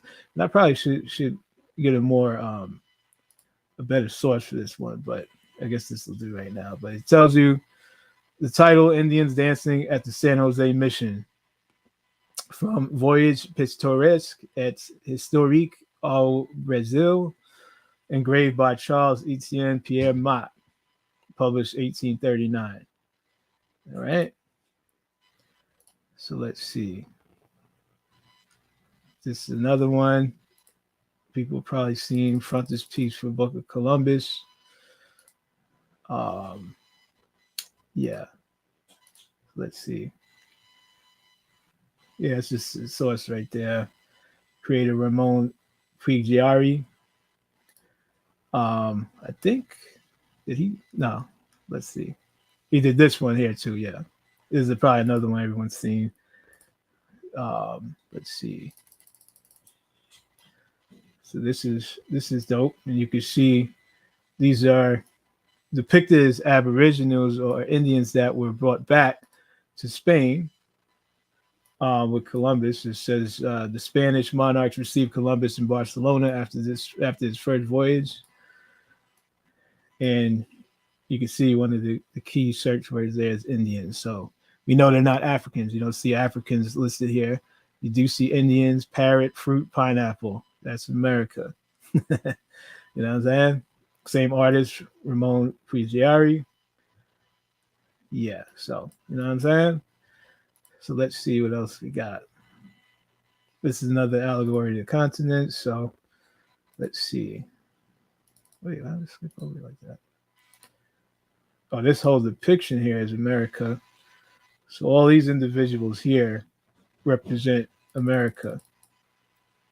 And you see, unfortunately, they got us, they're showing us in the likeness of submission and, being baptized and Christianized, unfortunately. You know what I'm saying? But you can clearly see how they're presented here. This is actually a pretty nice image, if I must say myself. So yeah, and this is also in Germany. All these are in Germany, basically, for the most part. You can see here. It's another quick one from the Allegory of the Continents. Yeah, that's a nice one. Let me see. Yeah, this is another one I'm sure a lot of people have seen. Just putting the source to it, you know. Clearly, that's the so-called Negro, and it says a female savage of Terra del Fuego, a woman of Terra del Fuego, South America, carrying a baby on the back. So,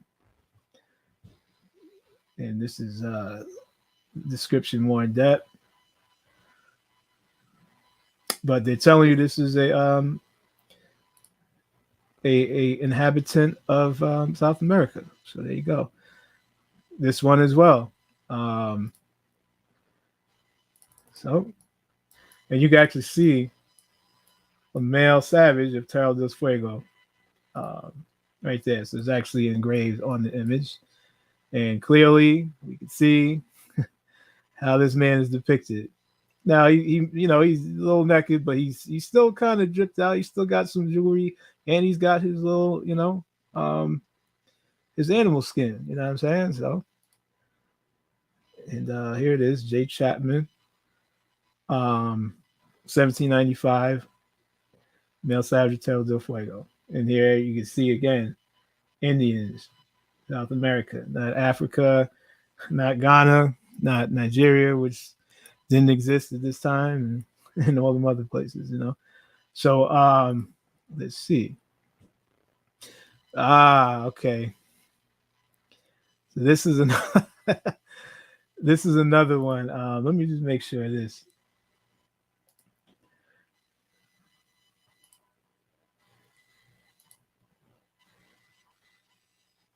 So yes, this is another image that a lot of people have used. See here, Aboriginals in America. They've used this image. Unfortunately, this is a depiction of an African. Savage de la Terre de Natal. And yeah, this is from a book which is depicting, see it right there on the title, it says Afrique, Encyclopedia des Voyages. So, and it says clearly right here, depicting various peoples of Southern Africa. So, unfortunately, and here's the one in question here, Savage de la Terre de Natal. So, there you go. So this one is actually, unfortunately, not depicting America. This is Africa. So that's another one that gets a strike, unfortunately. This is another allegory of the continents. So that's a nice image right there.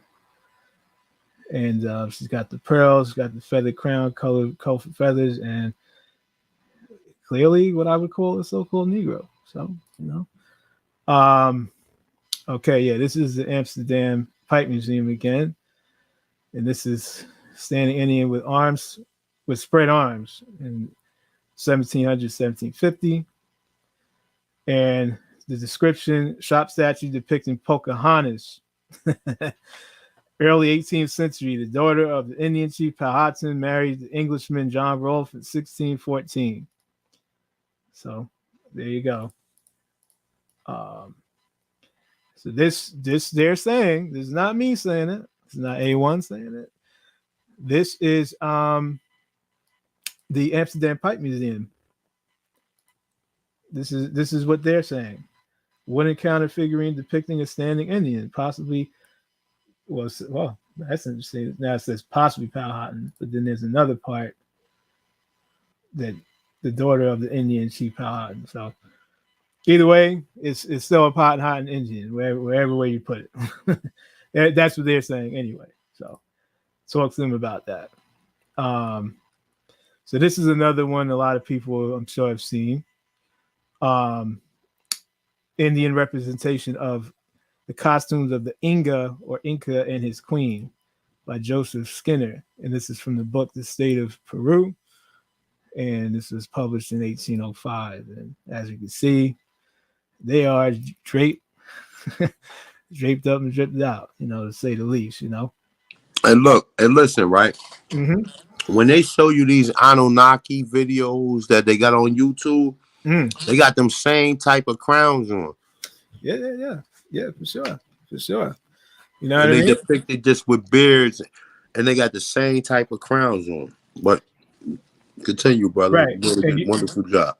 Yeah, no doubt. Thank you. Appreciate it. And like I said, this is just the beginning. We're getting it gets way deeper than that. But you can clearly see, these are Incas. You can see the sun emblems. This is what I see.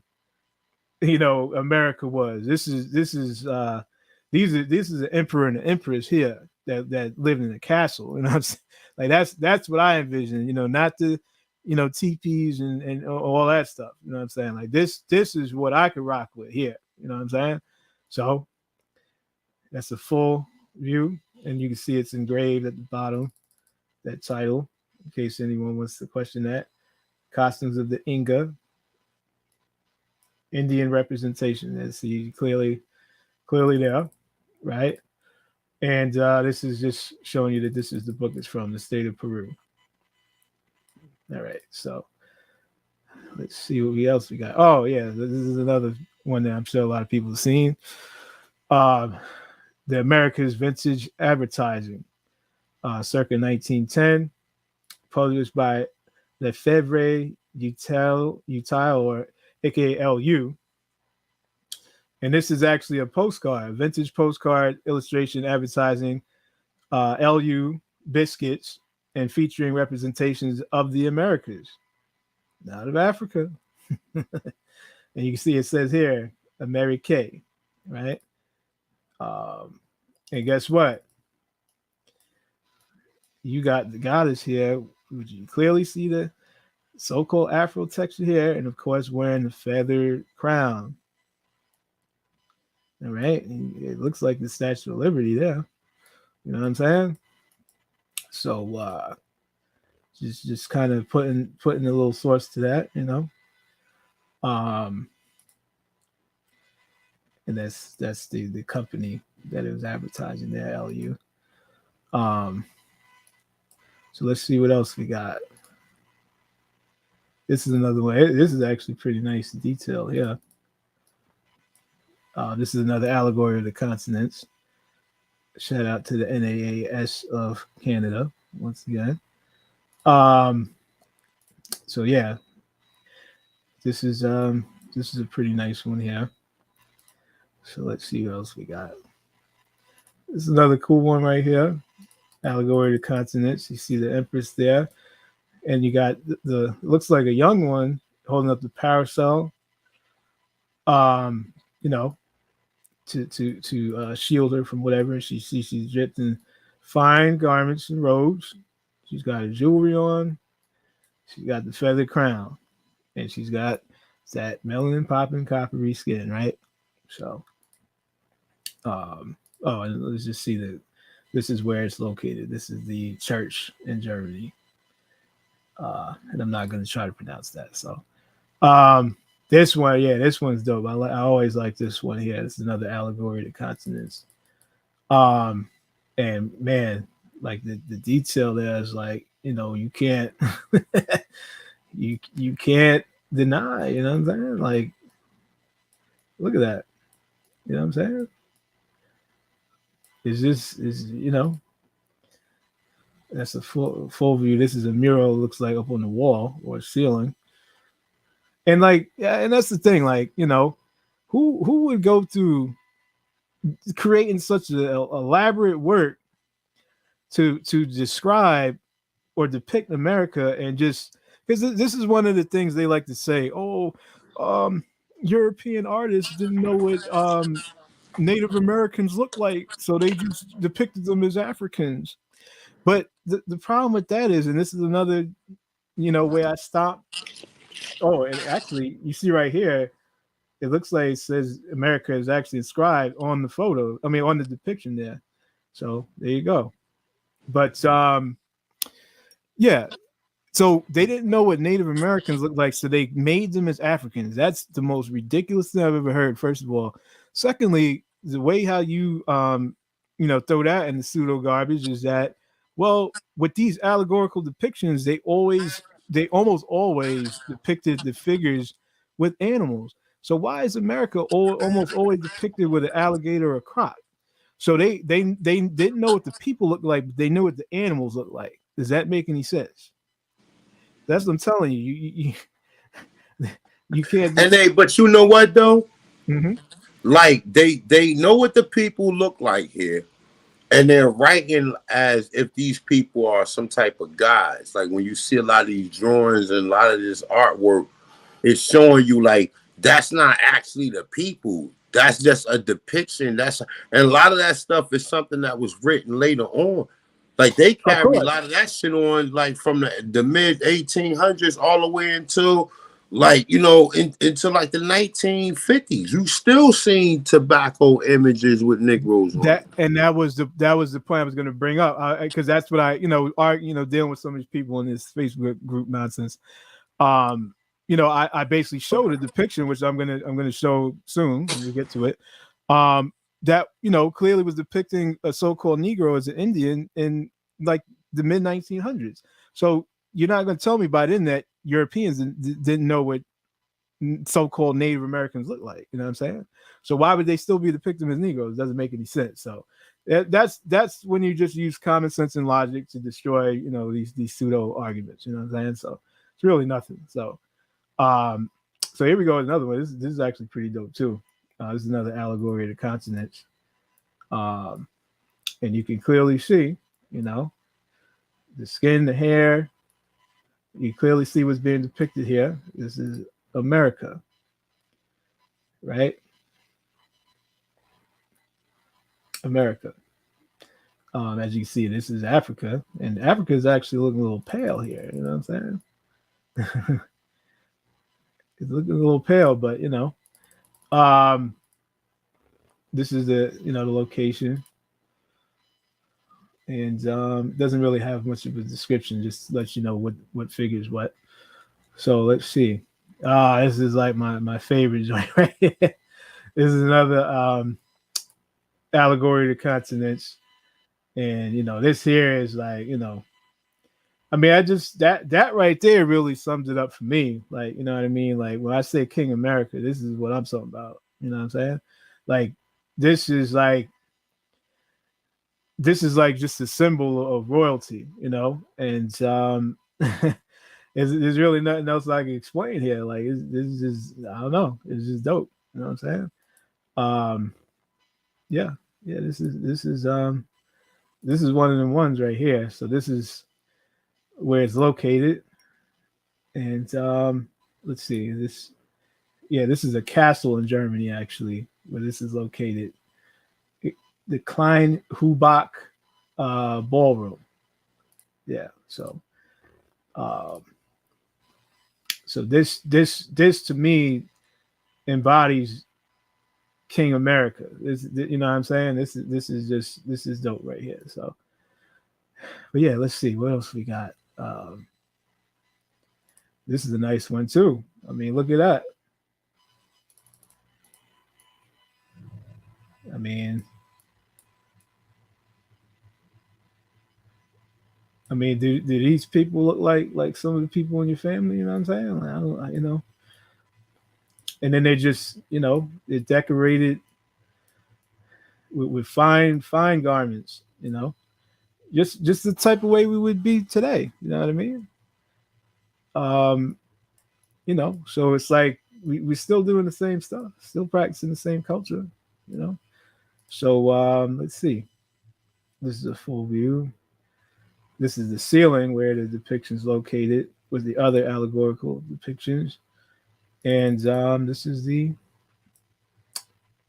church where it's located. Let's see if this one has a description. Okay, no, it doesn't, but it lets you know which is which. So let's see. This is another one. Sure, people have probably seen before. And yeah, we see from left to right, we got Asia, Africa, America, and Europe. And this is the location. So let's move on to, here's another dope one, you know. It's America as well. And you can clearly see how he's depicted, you know what I'm saying? So moving on. Okay, so this one is now we're getting something a little different. So this is a tobacco figure. And it's funny because, you know, you just take a look. He's got the feather crown, tobacco kill. He's got on gold jewelry. And, you know, this source actually, see, this is First Dibs. They got a lot of stuff on there. It's the auction site. You can see this was sold for almost $10,000. You know what I'm saying? It says rare 19th century American tobacconist advertising figure of large proportions. All right. So now look at this though. Look at the, as A1 would say, the remix single, right?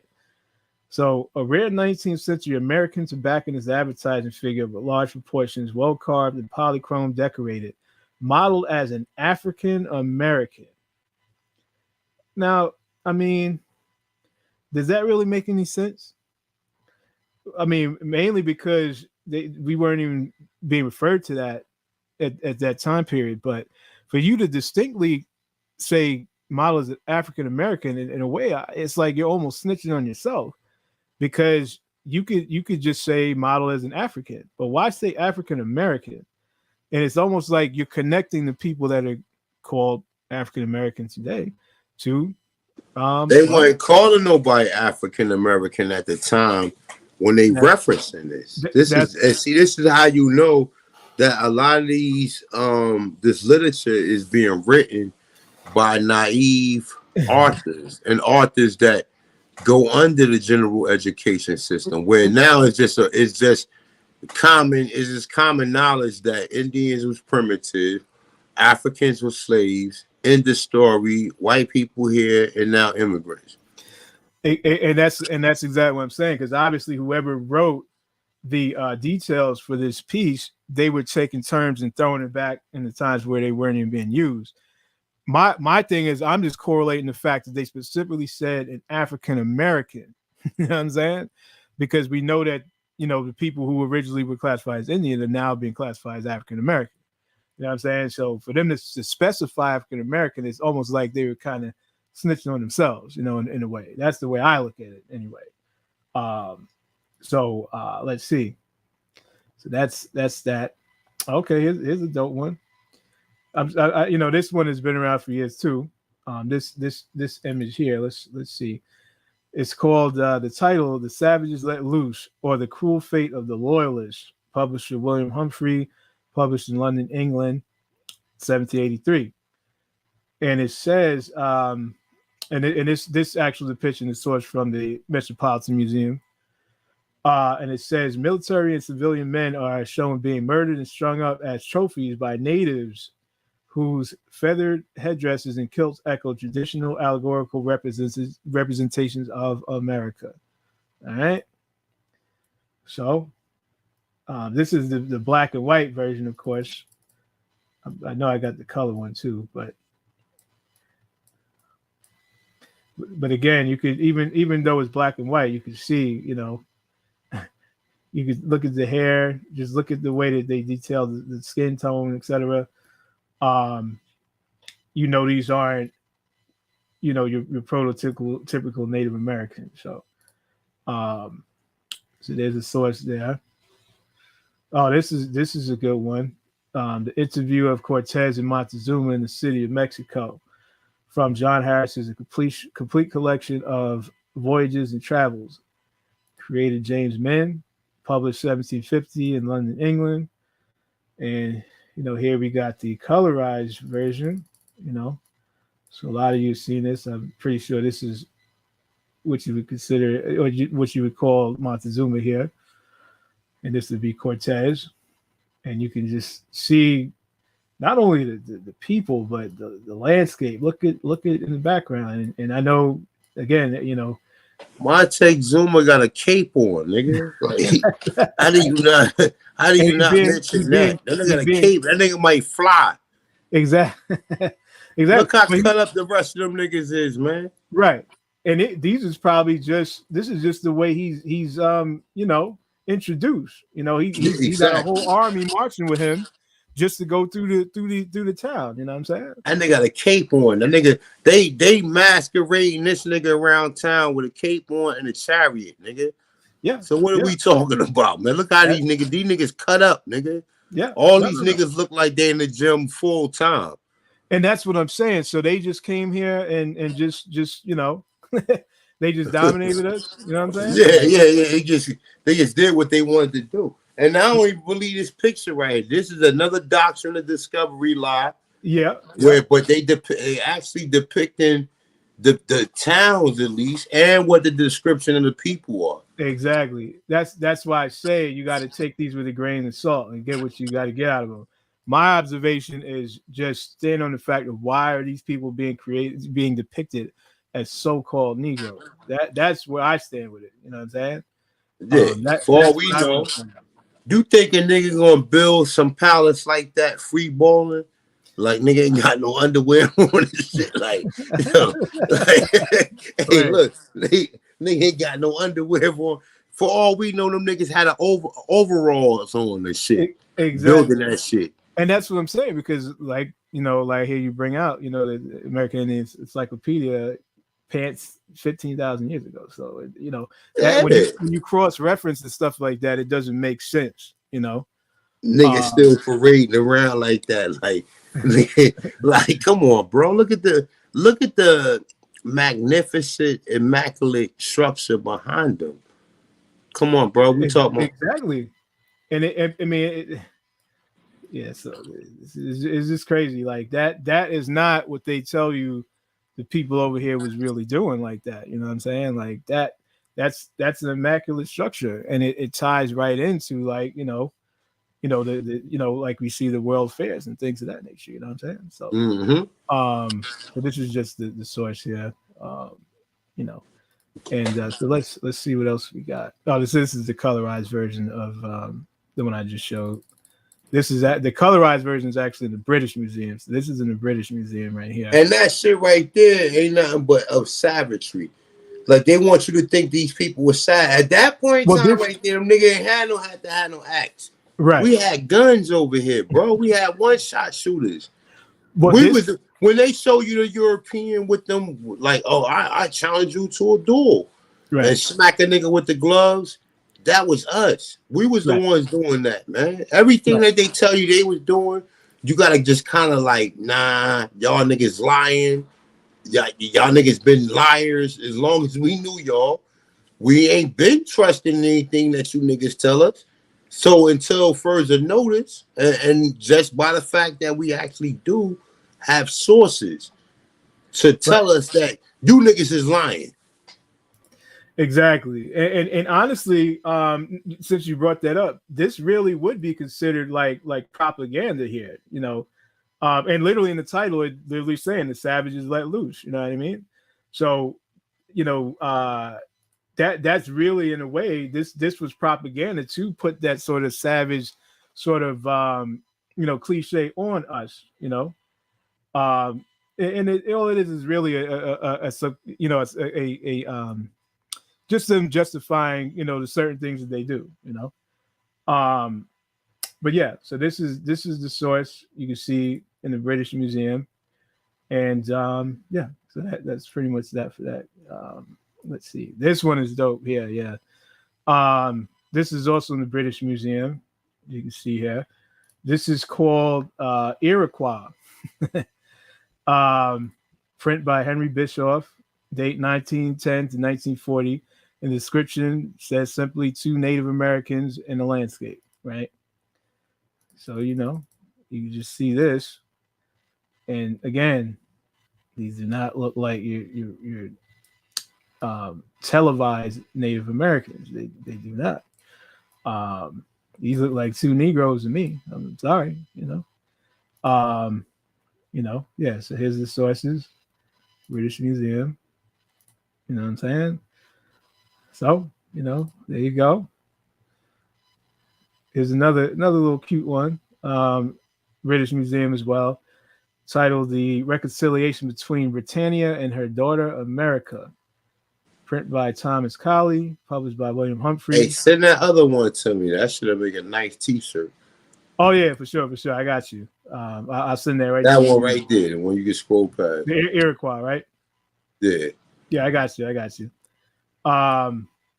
So the description, it says Britannia in profile to the left, with her shield beside her, decorated with the St. George's Cross, inscribed "George Forever," rushes into the arms of America.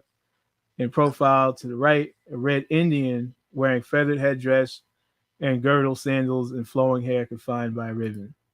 So that red Indian is this lady right here. And again, doesn't quite look like a Native American to me, let's see.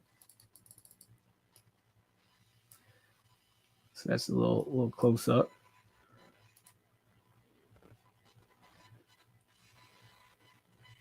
That's a little.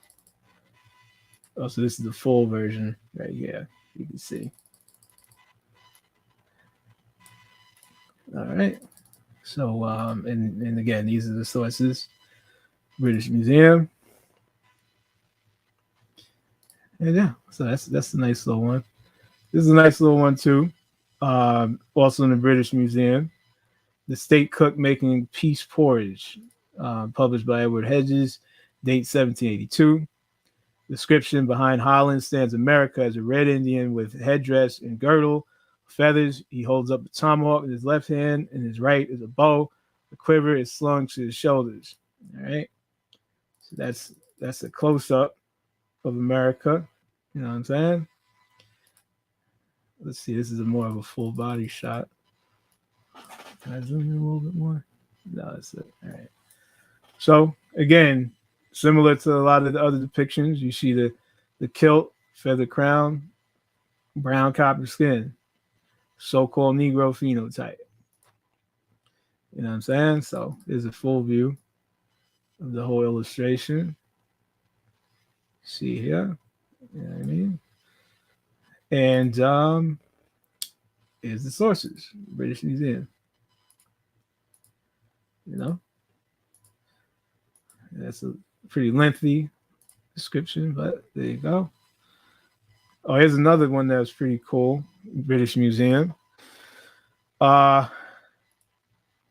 let's see. This is like more of an allegorical, where it has the 4 continents. So it says description: image showing the personification of London sitting to the right, turned towards Europe, Asia, Africa, and America, who bring gifts. The themes or Thames represented in the background. Title page to Henry Chamberlain's A Complete History and Survey of London, 1770. So you got left to right, Africa, Asia, Europe, America. So let's see the full. This is the full view of the depiction. And see, you can see right here, left to right, Africa, Asia, Europe, America. Right? This is a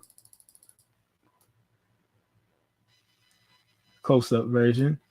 And see, when you see enough of these depictions, you'll start to be able to actually, tell what is what, because you will see Africa depicted a lot with this elephant hat or whatever this is, but it's always like an elephant hat sometimes they wear. And Asia usually has a turban, and this is Europe, and then of course America with the feather crown, kilt, bow and arrow. And clearly America is depicted as a so-called Negro here. I mean, I don't think it's really up for discussion, And hold up. And this is the source, British Museum. So let's see what else we got. This is a little cool one, you know, in the British Museum as well, you know. It's a little cool one there. This one as well, British Museum. You can clearly tell with the hair, the face. That's the Negro phenotype. And he's holding a sword. This individual.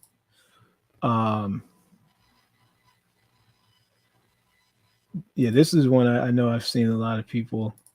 This is the black and white version. Let's see what this says, what the description is on this one.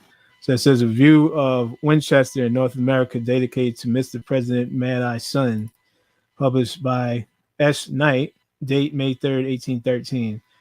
The description says he stands directed towards an ambushed British officer and looking over his shoulder at an Indian brave whose sword in hand is immediately behind him, executing a war dance and smoking a long pipe. Over his own fringed leggings, the Indian wears a coat, frilled shirt, sword belt, and sash of his victim, an Indian squaw to the left, suckling an infant. And holding a long pipe also dances. She wears the American officer's cocked hat. So that's the Indian squaw right there. And I mean, you know, I got the colorized version too, but you know, like that's not a, you know, prototypical Native American, you know. Neither is this. And the ones in the background, you know.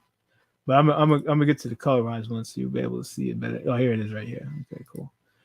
So this is the color. Oh, what am I doing? So you can see right here, like, you know what I'm saying? These are melanated people. And these are Indians in the background too. So okay, well, we know this is a favorite here. So let's see. So we got more with Emerald Level. Sculptors Balthazar Permosa and Wilhelm Kruger.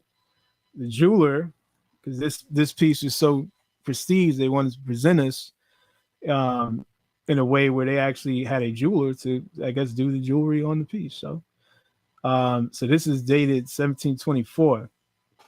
And you have the description says the young powerful man in dark lacquered pierwood, the associated border on a tray of tortoiseshell presents casual and smooth. The Colombian Emerald Level is not a resident of Africa, but an Indian. Although facial features and skin color are Black African, which is eugenics, but the body tattoos ethnologically exactly represented have him as well as a native of Florida, as well as the precious necklace and bracelets, jewelry chest, the feather crown, the loincloth, and the footwear that after an engraving Dinglinger workshop were designed. Right? So, like I said, I know everyone's seen this one, so let's just show some different shots. You know? Look, it's an attraction. It's an attraction piece, you see. And this is the sources here, is the whole write-up. And I know, I'm sure everyone has shown this, you know, before. So, but yeah, so there you go with that.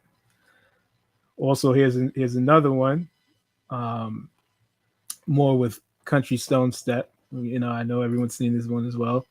Same jeweler, same year. And the description says whether the two richly tattooed American prince who came in 1722 as a prisoner of war in Dresden have had a role model for the Moor statuettes devoid of probative value. Only after completion of the jewel room in the spring of 1729 found the two Moor statuettes which are identified by their head and body jewelry as native Florida, their final place in the treasury. So it's kind of describing this one and the one I just showed before, the more with emerald level. So, like I said, I know you've seen this one. So even after you present that source, that's still some mysterious artwork that somebody just made for no apparent reason. And it's like, come on, bro. It's like, all right, well, like that's why a lot of times I don't have a lot of patience for these people, man.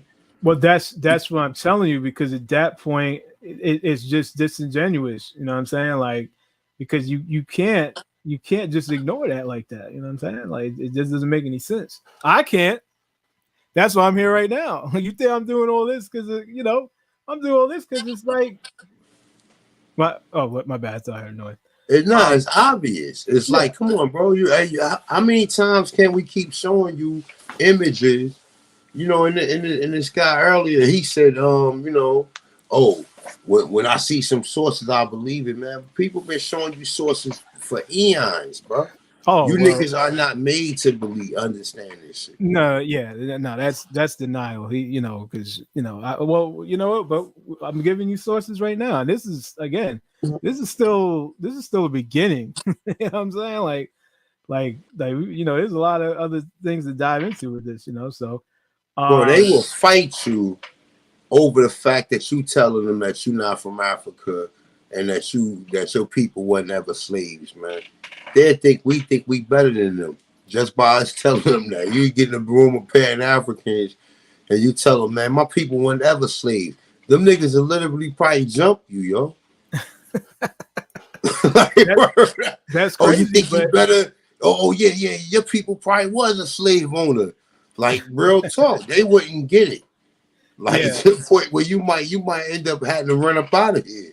Yeah, and see, that's just how the programming works. You know what I'm saying? Like, everything is programmed for you to be at the bottom. You can't ever be at the top. Everything's got to be a fight, a struggle.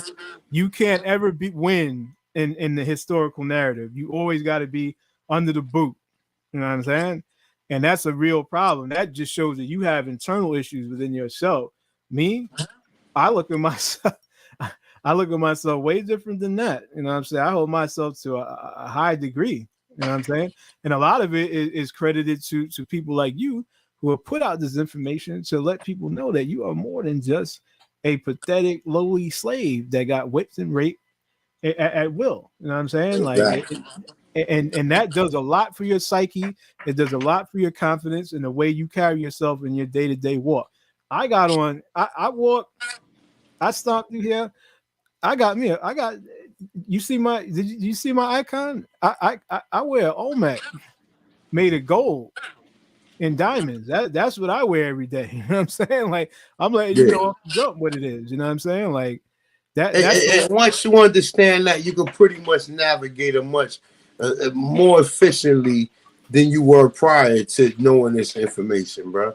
Yeah. Being an African slave, my dude, that's some shit that really kind of like it holds you down. It's like a gorilla on your back or elephant in the room.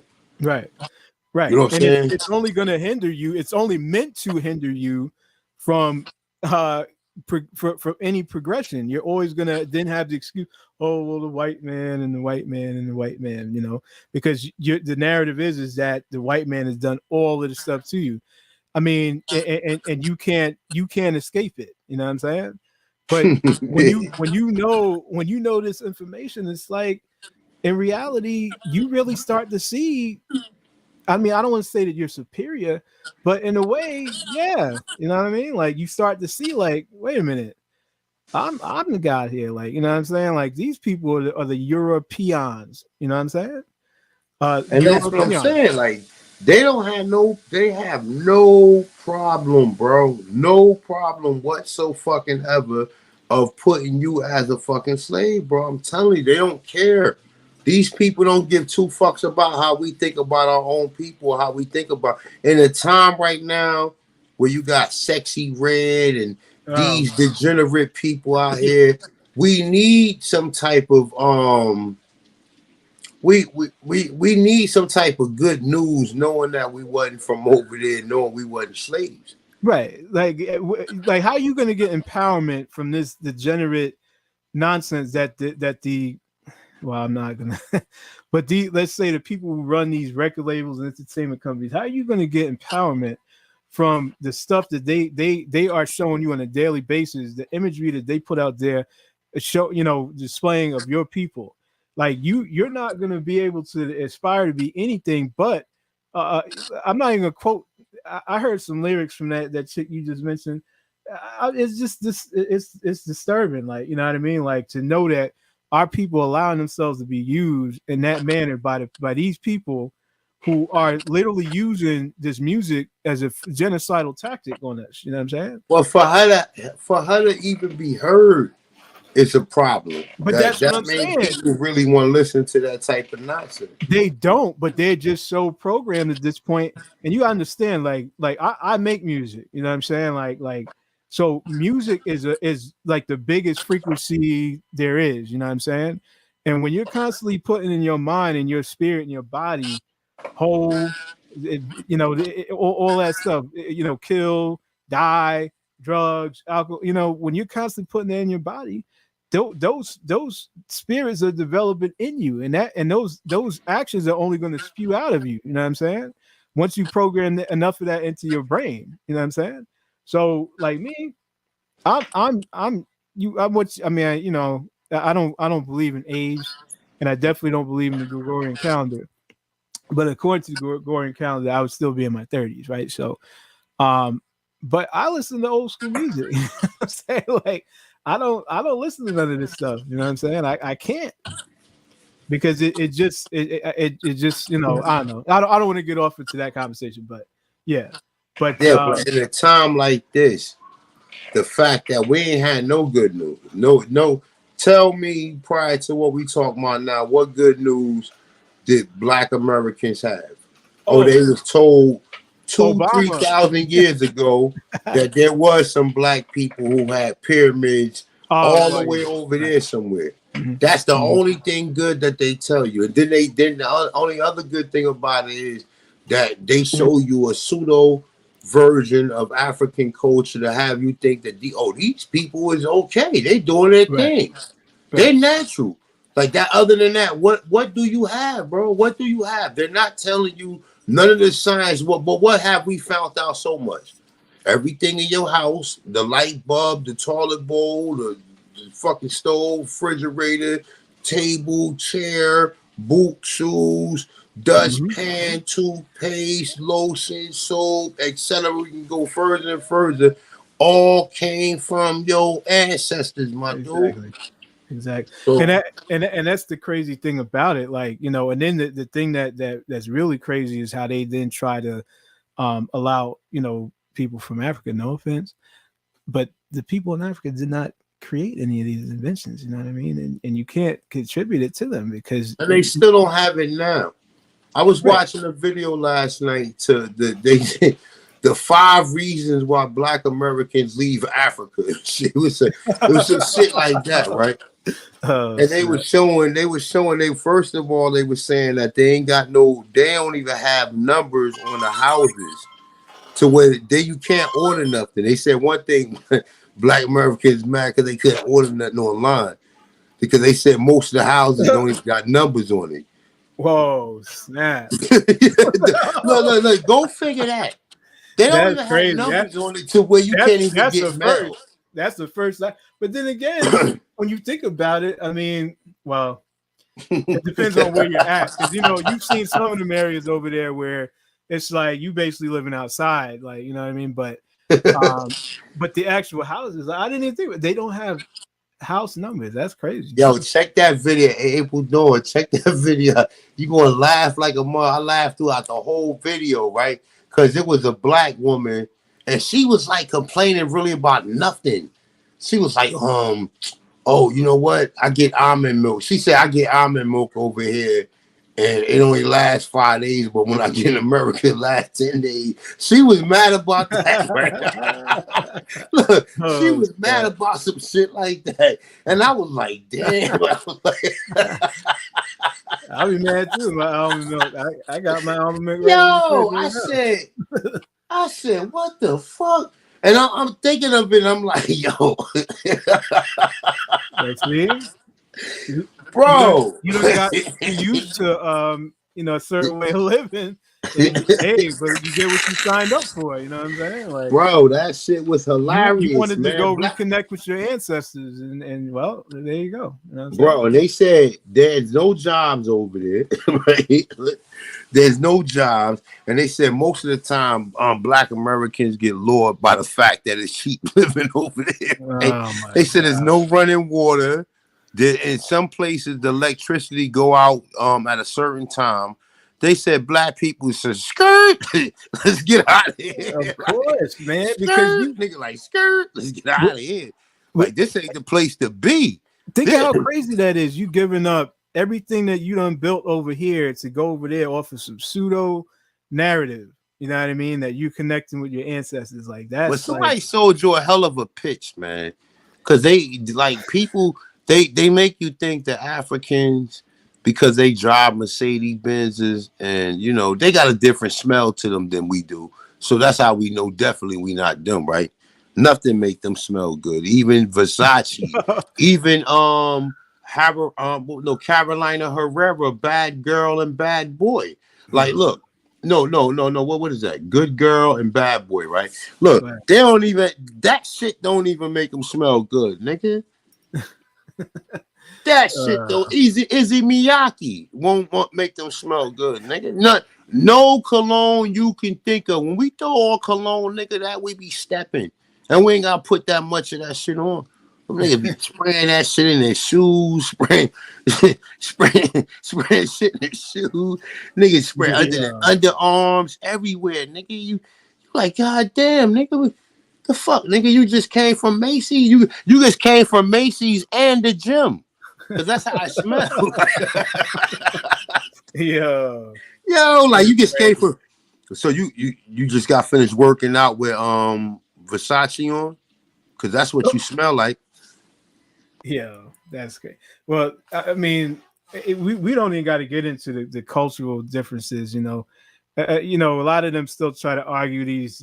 I call them Africanisms, the Melville Hoskovich Africanisms that they try to like connect us to. We don't have, and it's no disrespect to Africa, but we just are totally different. Like when an African walks in the room, I know, even before knowing this stuff, like you know what I'm saying, because they just have a whole totally different mindset, temperament, just everything about them.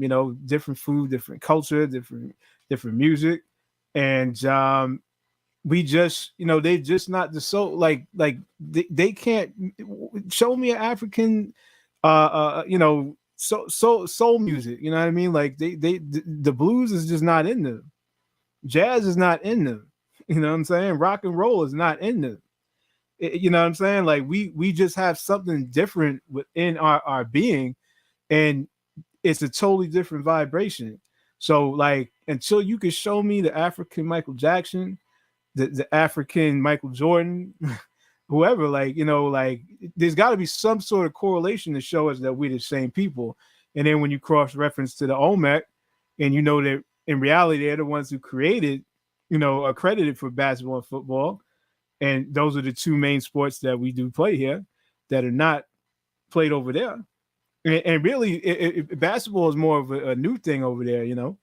Back in the day, like when you talk about the NBA, there were a couple, and I mean like count on your hand Africans, and they were really only there because they were tall. You know what I'm saying? Like Mutombo or Manu Bowl, like people like that. You know what I'm saying? So it's really no comparison. We definitely got to claim our culture, our heritage, and let everyone know that we are our own people. Like, stop trying to connect us to people that in reality you can't even prove that we actually come from. I know I ain't got no proof, so yeah. So what? Oh no, my bad. You guys say something? No, you good. No, you good. No, I was gonna say. So I guess let me get back because like I told you, I'm a little limited on time. Yeah, it's raining like a motherfucker. Is it raining over there in New York? It was, but not too hard. it looks a little windy outside, but I can't tell if it's raining right And it now. rained for like 2 days. I'm talking about hard. And it's Oh, like a damn. little crook. I'm like a little creek, a little brook behind my house Oh, damn. that kind of like go through the next the next county. Mm-hmm. And it's like a small brook, but when it rains, that shit be like a goddamn tidal wave. Like it's a small brook. It can't be no bigger than probably a foot wide, bro. Does And it, what? Huh? no, I was gonna say, does it flood your Hell yeah, it flood. It flood. It's a park behind my apartment complex, and it floods that shit. You know what I'm saying? I mean, like your spot, like I don't know if Oh you no, hide no, it. no, no, no. I'm good. I'm good. I'm Okay, good. all I'm right. living above ground level, so I'm good. But yeah, man, it's coming down out here. But go ahead, continue, bro. Yeah, for sure. All right, so wait, what's that in here? All right, so here's another allegory of the continents. Why is this? All right, so this is a nice image right here, man. It looks like two women here. They got garbs, they got pearls, feather crown, and you see the gator. You know what I'm saying? So, and like I said, the gator or the croc is usually the animal that represents America. So, and let's see. So here in the description, it says America on the right. Behind it wears a feather crown and a feather skirt and is protected by a large parasol. And well, that you see right here, they're holding up parasol for the depiction of America. So there you go. And this is where another Germany or German church. So this is from the British Museum. Probably people have seen this one.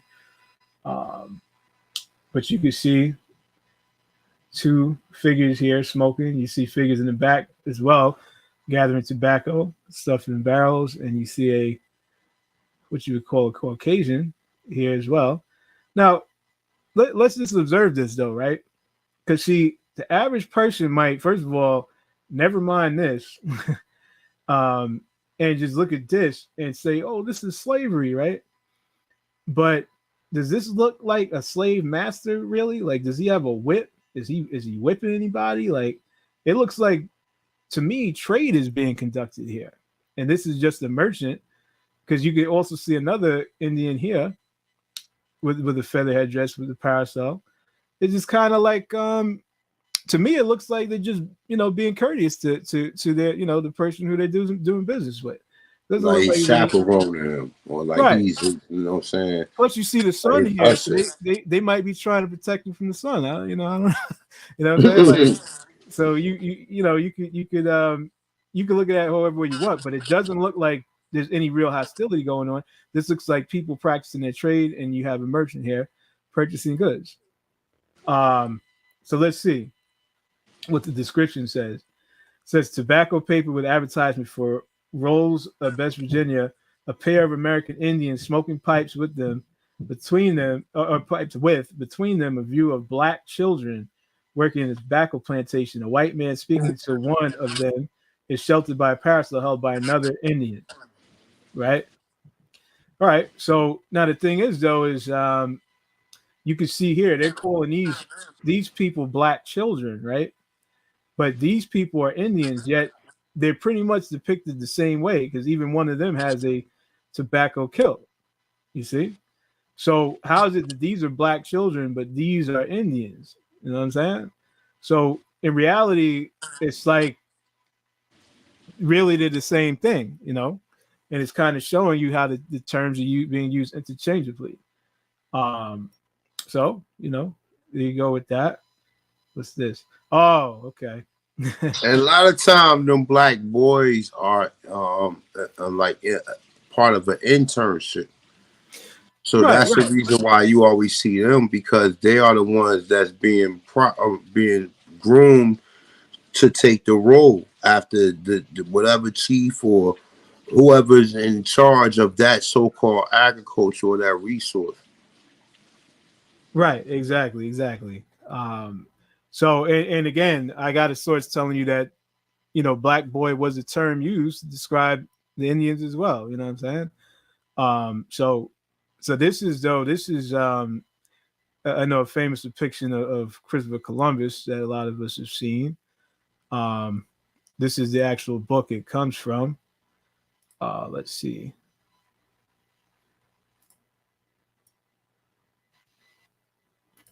Where's the book title? Oh, this country of ours. Here we go. The Story of the United States by H.E. Marshall. You can see here. And this, you can see it says The Voyage of Columbus. And this figure is depicted as Columbus in this book. Now, at the same time, I won't lie, in this very same book, they depict the Powhatans literally as Mongoloids. So, so take it how you want. It's just interesting to see so-called Christopher Columbus depicted in this fashion. So, I just thought that was that was a nice little throw out there. Here's another allegory of the continent. It's a little cool one there. Hold on, let's see. Oh, that's another one there. That's America there. It's kind of hard to see because they're kind of in the corner there, but yeah, you can see left to right, Europe, Africa, Asia, America. So Europe, Africa, Asia, America. And that's America tucked back in the corner there. So let's see. This is a nice one too right here. That looks like grandma, you know what I mean? And they got it dripped out with pearls, earrings. Just prestige costume, All of them is consistent, and that's the thing that you see when you look at these images, brother. These are not no other phenotypical or ethnic race of people. These are us. Exactly. It's impossible for these people who look like Africans to be in existence while you're bringing Africans here. And that's what I'm saying. And that's why it's disingenuous when people see this stuff and they just deny it. Like, you got to see that there's a contradiction here, because it can't be that we were already here, but we all, like, it's got to be one or the other. You know what I'm saying? And for us to even have to dig this stuff up and that it actually exists, like I said, the fact that this actually exists should be enough for you to question everything you've ever been taught. You know what I'm saying? Exactly. This shit shouldn't be in existence. It should nobody be that foolish to draw all these pictures of black people in America, bro. Who the fuck got the time to do all that just for nothing? Unless that's what these people look like here. That's it ain't like we ain't gonna show you no other sources. We can just sit here and ponder on this shit. Why would there be so many images of so-called Negroes in America depicted as Indians who don't look nothing like these mestizos or Mongoloids, right? Why? And all of these people are in the south, north, and southwest area. Exactly. And that's what I'm saying. Like, you just gotta be in complete denial at this point. You know what I'm saying? Yeah, man. It doesn't make any sense that you could see this and not question anything. You know what I'm saying? And but just not along with that, but along with literature, along with DNA samples of some of the oldest people on the planet found in America, man. And then it's like, you got literature of them telling you what the Indians look like. You got pictures, you got archaeology, human remains, and how they went back and changed up everything. First, they said that these people were South Pacific Islanders, Africans. They didn't even know which one it was. They were just saying that they resemble these people, meaning that black people was here.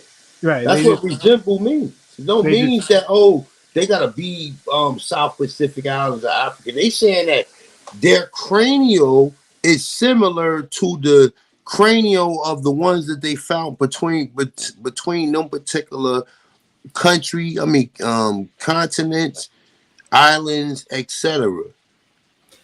Exactly. And in other words, they just telling you that they're Negroes. I mean, that's basically what they're saying when they just choose those, different various peoples, they're just letting you know that, yeah, these are Negroes, period. You know what I'm saying? Yeah. So yeah, so that's pretty much all that is. It's not complicated. It's simple.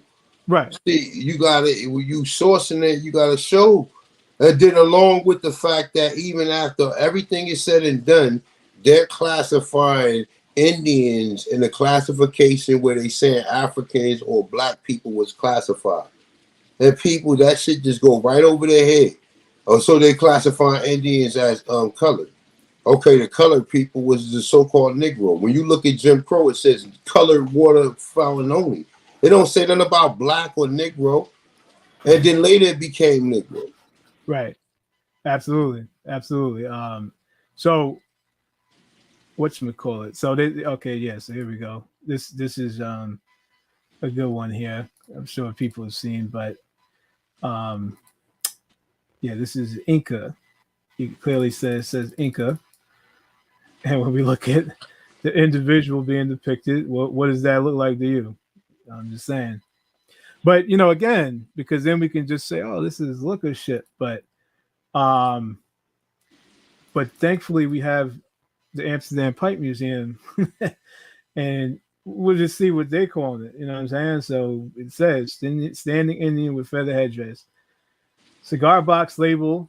It is a cigar box of paper with in standing rectangle, a standing oval with a standing Indian with a feather headdress and leaf skirt. And I mean that's really all you need to read right there. You know what I'm saying? It's telling you right there what you're looking at.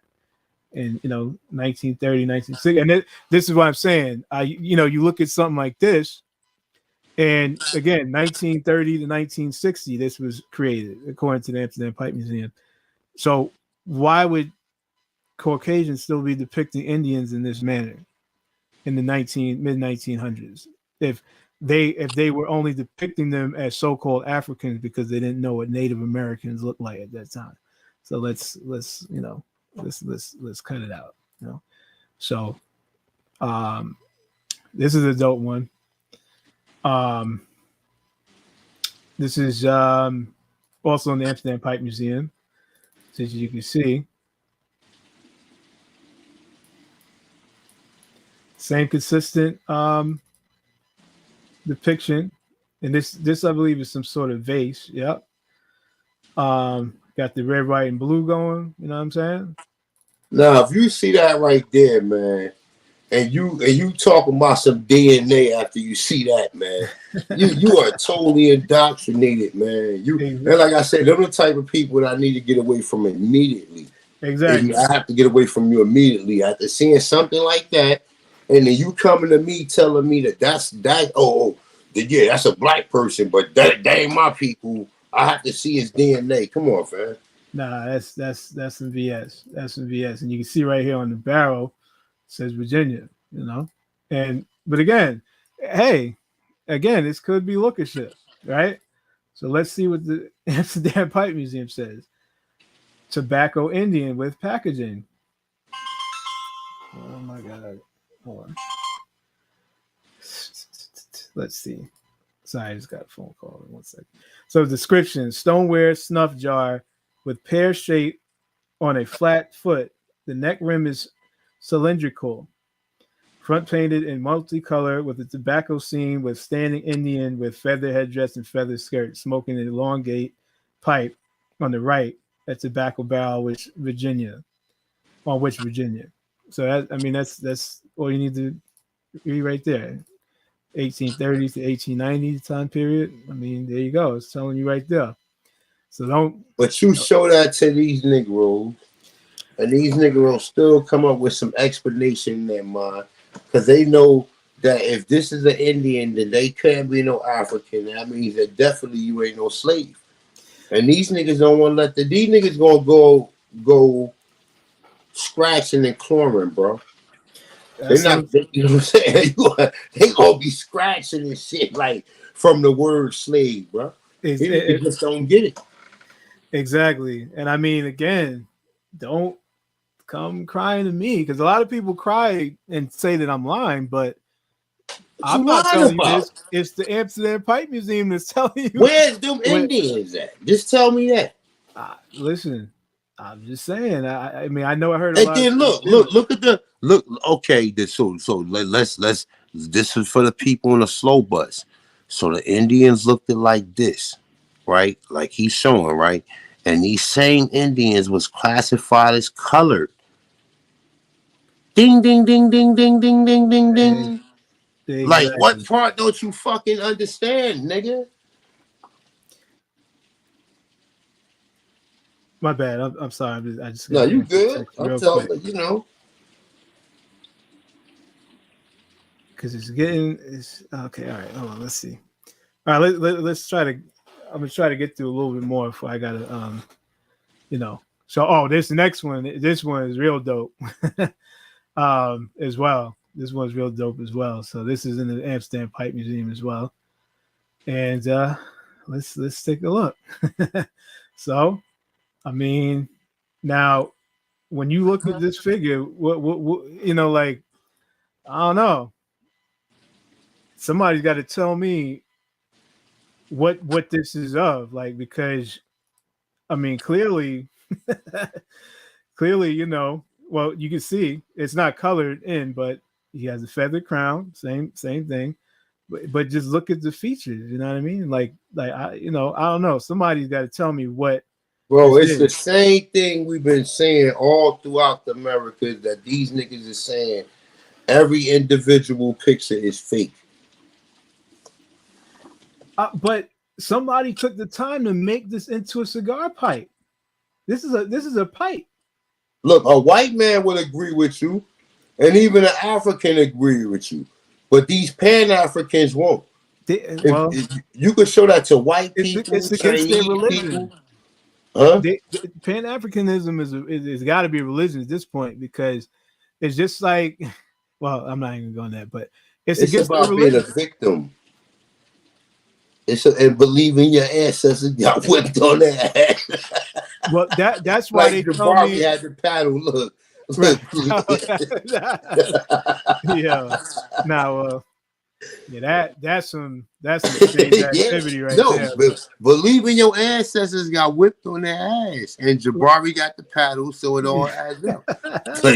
Yo, well, listen, man. Like I don't, you know, it's nothing right I could really say. Like they literally tell me that I'm disrespectful.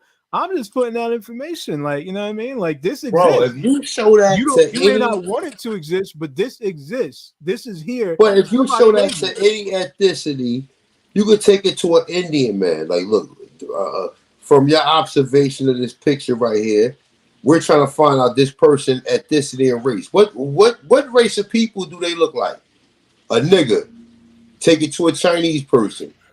Ask them the same question. Well, you know, motherfucker might be breaking it down in Chinese language or whatever, but I'm gonna translate. The nigga be like a nigga. You take it to a white person, a nigga. You take it to an African, a nigga. You take it to a Black American, Pan African. Then he gonna say, no, it's it's an African, and it's no longer Indian. Even if you tell him it's an Indian, no, that's an African. Well, yeah. No, well, again, because we know eugenics puts anyone with melanated features or melanated skin and so-called Negro features in Africa, and that's just That's what a it fact. boils down to. But let's see if the Amsterdam Pipe Museum feels the same way. So so let's see. Indian with glass eyes. Indian with glass eyes, right? Description: tobacco pipe of earthenware, so-called siderolith, with figural bowl, without heel. Now, mind you, this whole website is in Dutch, I believe. So so these are basically all translations, by the way. But yeah, so a straight stem with sleeve, caldron headman with negroid face and frizzy hair, rings in the ears, the feather headdress of an Indian around the caldron opening, stem transition a collar. So I mean that's it. That's all you need to hear right there. They tell you he's a negroid face. They tell you right there, and they tell you he's an Indian. Man, you'll get, if you show that shit in the room of Pan Africans, you'll get jumped, bro. But why? Why? I Because didn't make it. they don't want to hear it, I don't man. work at the Amsterdam Fight Museum. Look, they gonna have, look, with all the evidence, you can show, oh, this all look of shit. And see, the real intelligent people, they know that it first starts off with observation. You're not supposed to be seeing Indians that look like this. I don't care what you tell me. And any logical and real sincere individual is going to say the same thing, bro. Ain't nobody going to sit here and be doubling down and asking stupid fucking questions. They not even going to ask no questions because they're going to be so mesmerized, like, oh shit, you got black Indians that was here. That's what I'm saying. Like I said, the fact that any of this even exists is an issue. That is an issue right there. We should not be doing none of this. Yep. We should not be doing any of this. Yep. There ain't supposed The to be no fact black that people. we are shows that clearly. Yeah, there has to be a It ain't reason. supposed to be no people here who look like Africans that you claim came here or look or resemble what you would consider to be an African. Right. It ain't because you never told us none of that. So now we find out that the Indians here are Negroes. And then you claim, come on, man, y'all niggas lying. Ain't no slave trade happen. The slave trade did happen, but it just wasn't dealing with niggas. Right, exactly. And that's what I'm saying. Like, and just the contradiction. So you have a museum. You got museums on the transatlantic slave trade. You got African American museums, but then you also have museums telling you that this is an Indian. So, I mean, like, what's that about? You know what I'm saying? Like, this should never be a thing. It should never be a thing. So, you take it for whatever you want, but I'm just presenting. That's all this is. I didn't make this stuff up. You know what I'm saying? So, so let's see. Oh, okay. So this is a decent one here. So this is actually a sign for a tobacco company, the Rukende Moore. You see?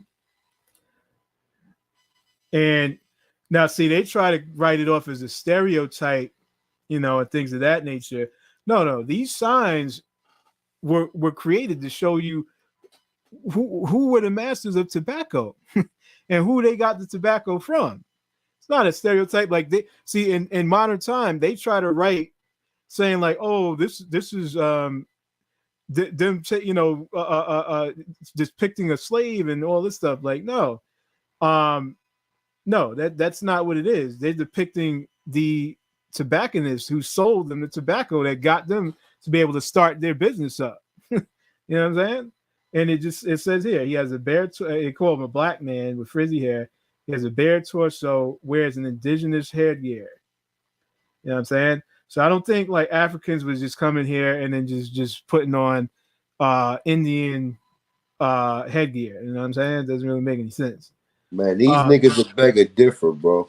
They would say that's an African who just put on indigenous headdress. No matter how many pictures you show these motherfuckers, they're gonna keep having the same conclusion because matter of fact, like we said in the beginning, you know what I'm saying? It's not even about them. It's just about critical, logical, sentient adults. People who can decide for their own self. They don't need no DNA or don't need no lies to see that these are black people, bro. Exactly.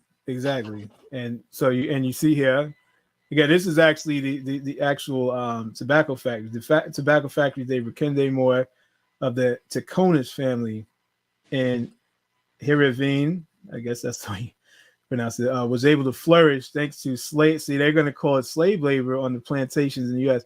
The company vignette shows a black man in Indian attire. Make that make sense? Exactly. Like, come on. No, this is trade, and I can even show you in another depiction where the Caucasian is called a merchant. You know what I mean? Oh, this is just a little thing I made. Indians think the same thing. And then that's the Oxford English, dictionary definition. Um, so this is a dope one. Allegory of the Continents. I mean, like, come on, like, what are we doing here? What are we doing here? And see, when we talk about like the World's Fair's buildings and castles and things like that, like, I could see someone like this occupying one of those type of structures, not your prototypical Native Americans. You know what I mean? So I feel like this depiction here, all types of jewels, garments, crowns. That's someone I feel like would be in that sort of setting. You know what I'm saying? So, And they never could answer the question, right? So what happened to all the Indians that was in the like the northern, south, and southwest areas? And then we see nobody ever came on. Nobody was ever bold enough to put them white people in their place and say white people are not Indians. They're not Indians. So what did the real Indians look like? You know what I'm saying? You'll put them people on. Them people be real. They'll be real unrelaxed if you ask them a question like that, because they know where you're getting at. They know they classified us and what they did, bro. Right. But they don't want to sit there. They don't want to admit to it because they getting paid to lie that they was here. They'll tell you the most ridiculous story. Oh, the Trail of Tears and all the Indians left, and or the other ones they're white people. And come on, man, like, stop it. Exactly. So let's see. Yeah, we honestly, bro, we may have to do a part 2 because I'm not even like halfway to, and I like I said, I did have some moves to bust, but let me try to get in a few more, and maybe we can we could set up another joint, but so this is a figure that's in Museo Antropológico Reina Torres de Aros in Panama City, Panama. And this is a pre-Columbian original or a depiction of a pre-Columbian original inhabitant of Panama. And these are actual gold ornaments that, I'm sure were excavated from some site. And this is the way they put back, the depiction of what they feel like this individual will look like. And again, I don't see that as representing your prototypical quote unquote Native American. I'm just saying, look at all of the gold ornaments and jewelry. That's like a Tim McCohen. That's like what the Tim McCohen got, that big round symbol in the middle. Yep. You know what I'm saying? That's like exactly like how the Tim McCohen. Then they got that same headdress. Yeah, I mean, that's what I'm saying. Like, they're sitting here. They know damn well what no Native Americans nowhere near. The Mongoloid Indians was nowhere near anywhere where we was at, bro. Nowhere. Exactly. Nowhere. So, I mean, that's here's another one. I'm sure people have seen this as well. But, this is description of pre-Columbian gold objects recovered from the South Pacific of Costa Rica, placed on a figurine representing a pre-Columbian warrior. And this is at the Pre-Columbian Gold Museum, San Jose, Costa Rica. And as you can see, pretty much the same thing. Crazy gold ornaments. And I just wonder why they decided to make the figure look the way that he does, That could be a nigga too, though, bro. No, for sure. That's what I'm saying. They just try to make him look all weird and shit, but they don't know. To me, that's a Negro. You don't see none of the Mayans. That is not no Mongoloid at all. Huh? That is not no Mongoloid. That's not no Eurasian. That's the Negro. And you can just see by the skin tone as well. You know what I'm saying? Like, I know people that look like this. Look at that. I know people that look like that. So, So let's see. That's another allegory of the continents. Let's kind of scroll through this. Oh, here's another good, decent one. I know people have seen this one. This is in the Amsterdam Pipe Museum as well. And as you can see, the figure is smoking a long tobacco pipe, just chilling. Let's get a bigger image. Yes, this is a full image. So this is and you see it says de more. You got tobacco and other items here, and let's see what they say about this. Smoking Indian, tobacco vignette made of paper within a standing oval on the left, a sitting Moor or Indian. That's interesting. With feathers and vulva, smoking from a long tobacco pipe to tobacco packages with on the far left chest on which a tin tea caddy and for which a tobacco carrot. So there you go. They're telling you right there what that is. And honestly, when they use the term Moor, I mean, you pretty much have to accept the fact that, there's got to be a melanated person, because that's typically what that term would be used for, to describe a melanated person, right? So yeah. So that's it. That's let's see. Oh, this is a good one. This is another tobacco paper. That's a close-up view. Let's get a. This is also in the Amsterdam Pipe Museum, of course. And look at that. You got a looks like a warrior. He's got a staff. You got a shield. You got some boots. You know what I mean? Like he's ready to take some out. You know what I'm saying? So let's see. Standing Indian with standing Indian shield with Amsterdam coat of arms. Cigar bag of beige paper standing printed in black ink with on the front top the weapon of Amsterdam. Below, an Indian warrior standing on a round pedestal with feather headdress. He is dressed in a loincloth, and his right hand holds a spear and oval seal on which the coat of arms of Amsterdam. I kind of got cut off, but basically you get the point, Coat of arms. Oh, there we go. His left hand rests on his hip under the Indian. Well, I'm not really sure it's pronounced that, but you get it, So again, they're saying that this figure is an Indian. So figure that out, Here's another little cool one. The Mauryan, the Rekende Mauryan. As you can see, kind of a similar setting. Tobacco pipe. He's got plenty of tobacco. This is a tobacconist. He's practicing trade. It's not no slave. You know what I'm saying? This is what he did for a living. You know what I'm saying? So, and again, smoking Indian tobacco products, three master, cigar bag made of printed paper standing printed in blue black ink, with at the top an arc shape, the smoking Mauryan, or the Rekende Mauryan. In the center, a standing Indian with a feather headdress and wearing a skirt of tobacco leaves. So again, you got Moor and Indian being used interchangeably. It's interesting. Here's another one.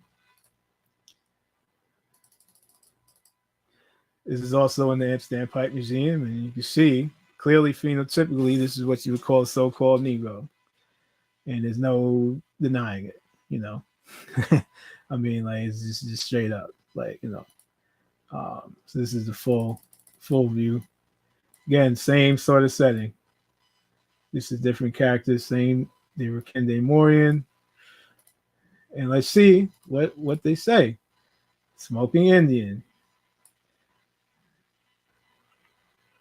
So basically the same kind of description here, So that's another one there.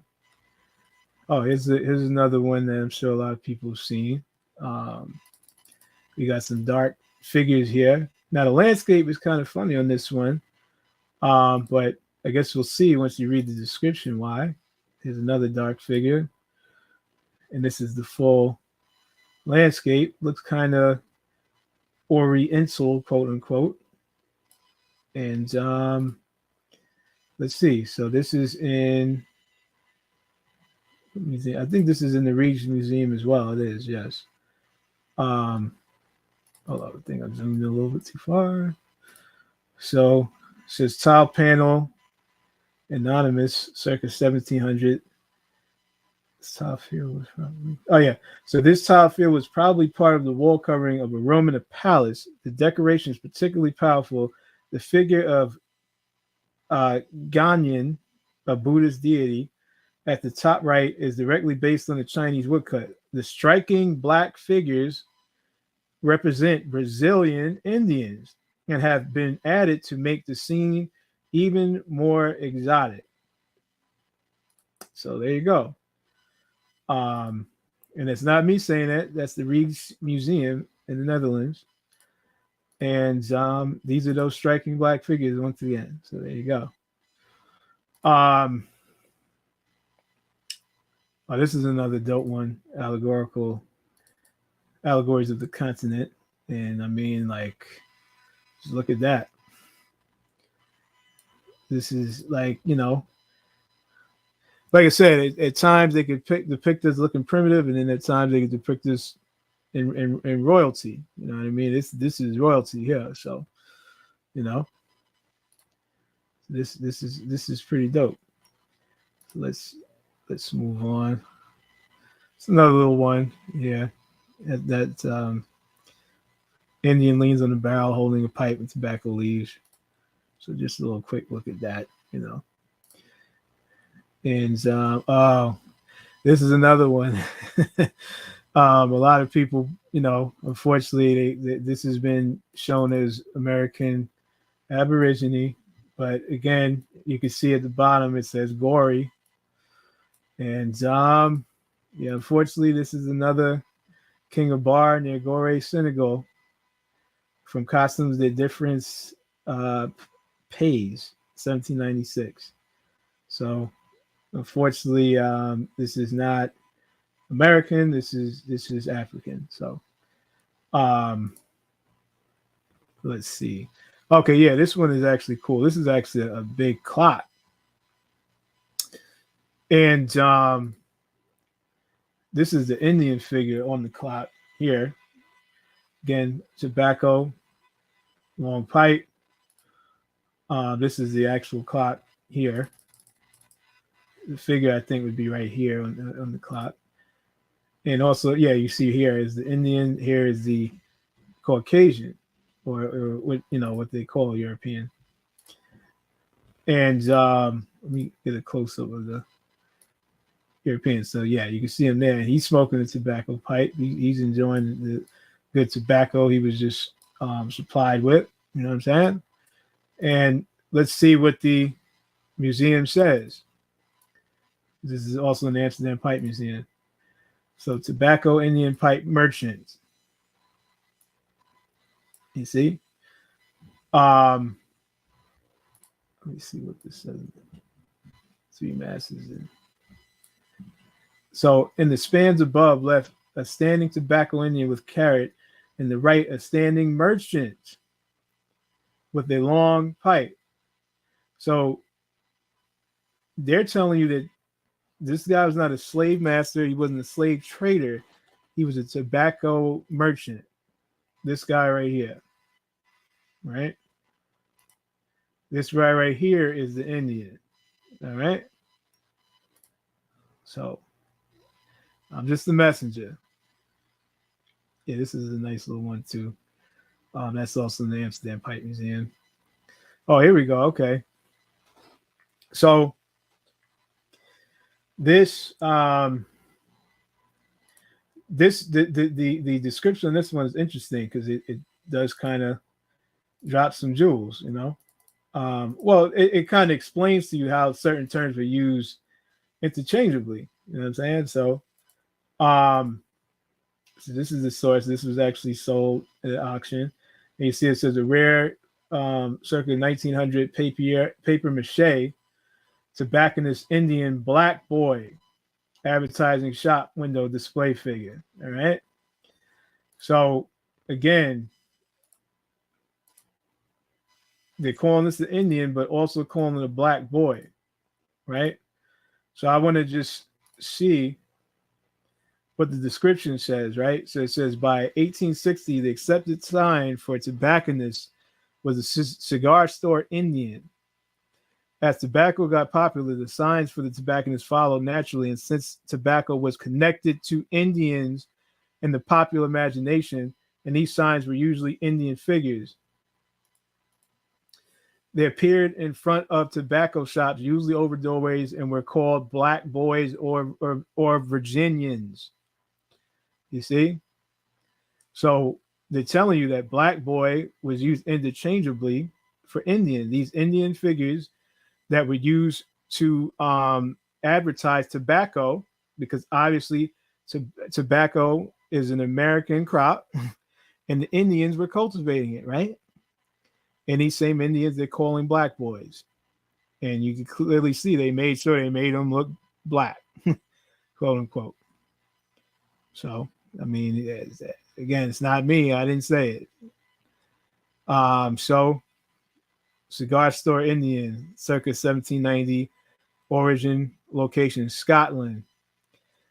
Countertop cigar store Indian, Scottish, circa 1790. This well-carved cigar store Indian was manufactured for tobacco companies in Scotland as a display item for their products. This particular form is commonly referred to as the Virginia or black boy style. So, you know, I'm just saying, you know. So there you go. I know a lot of you seen that one, but there's a source to it. Another tobacco figure, you know, just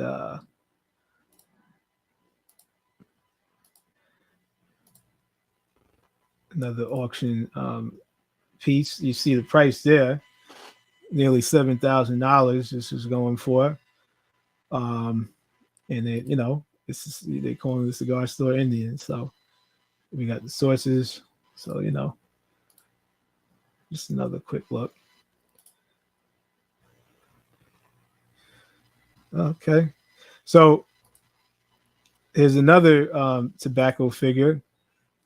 Now the thing is, this is where you got to cross-reference, right? So clearly you can look at him and tell he's depicted the same way as they depict all the other Indians. And tobacco, they just told you, is associated with America as well as Indians, and it's associated with Indians as well. So yeah, so we would say like, yeah, according to observation, that would be an Indian. But the source doesn't actually tell you it's the Indian. It calls it a blackamoor. You see what I'm saying? But again, when you use critical thinking and logic and you cross-reference, you would be able to logic out like, yeah, blackamoor is just another term they're using to describe as Indian, but obviously it would appear to be an Indian, you know, based on the fact that, you know, the attire and it being a tobacco sign and, you know, just tobacco is American and Indians, related to Indians. So there's another one, you know, I'm sure people have seen this one. But again, this one is probably being called the blackamoor as well. But see, referred to as a blackamoor or a Virginian. So there you go. So again, you have certain terms being used interchangeably here, blackamoor and Virginian. And they just told you that the cigar store Indians on the previous source I showed that we were referred to as black boys or Virginians. And now we have blackamoor. You know what I mean? So let's see. So this is a British carved and painted pine tobacco figure, 19th century, model as an American Indian. And, you know, I know people have seen this one as well. Just putting the source to it. It's going for a little bit of change, you know, nothing too crazy. But, yeah, you see right there, model as an American Indian. What time is it? 6:22. Oh, boy. All right, so we got another one, and you can just take a look at it real quick. Same consistency for the crown, tobacco kilt. Always got on some sort of jewelry. You know what I'm saying? Look at the phenotype, skin tone. You know, and this is also being auctioned, and it tells you right there, Milo is a standing American Indian brave. So there you go. I mean, like, come on. So another tobacco Indian, right? I mean, do we even got to question this or what? So let's see. Let's see what it says. It's another auction piece.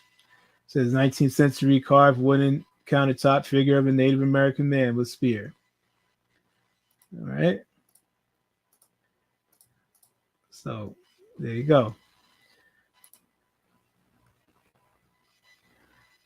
This is another one.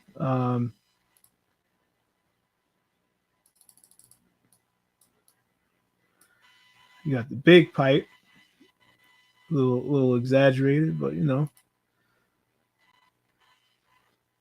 So let's see. Advertising image for tobacco trade or sale. Standing man with a loose pipe, left hand, a roll of cards. Blah blah blah blah blah. Characteristic of the original population of America. So you know, there you go. But this one was pretty cool. This is out there somewhere in Europe because they got everything out there, to be honest with you. But as you can see, you just never know where you know stuff will pop up. You know what I mean? This is just randomly on the side of a building. You know what I'm saying? So let's see what it says. Figure of an American Red Indian above a shop, Low Petergate, North Yorkshire, England, UK. So you know. Oh, this actually this was on eBay actually. This figure. I don't know if it still is, but you know, clearly you can see.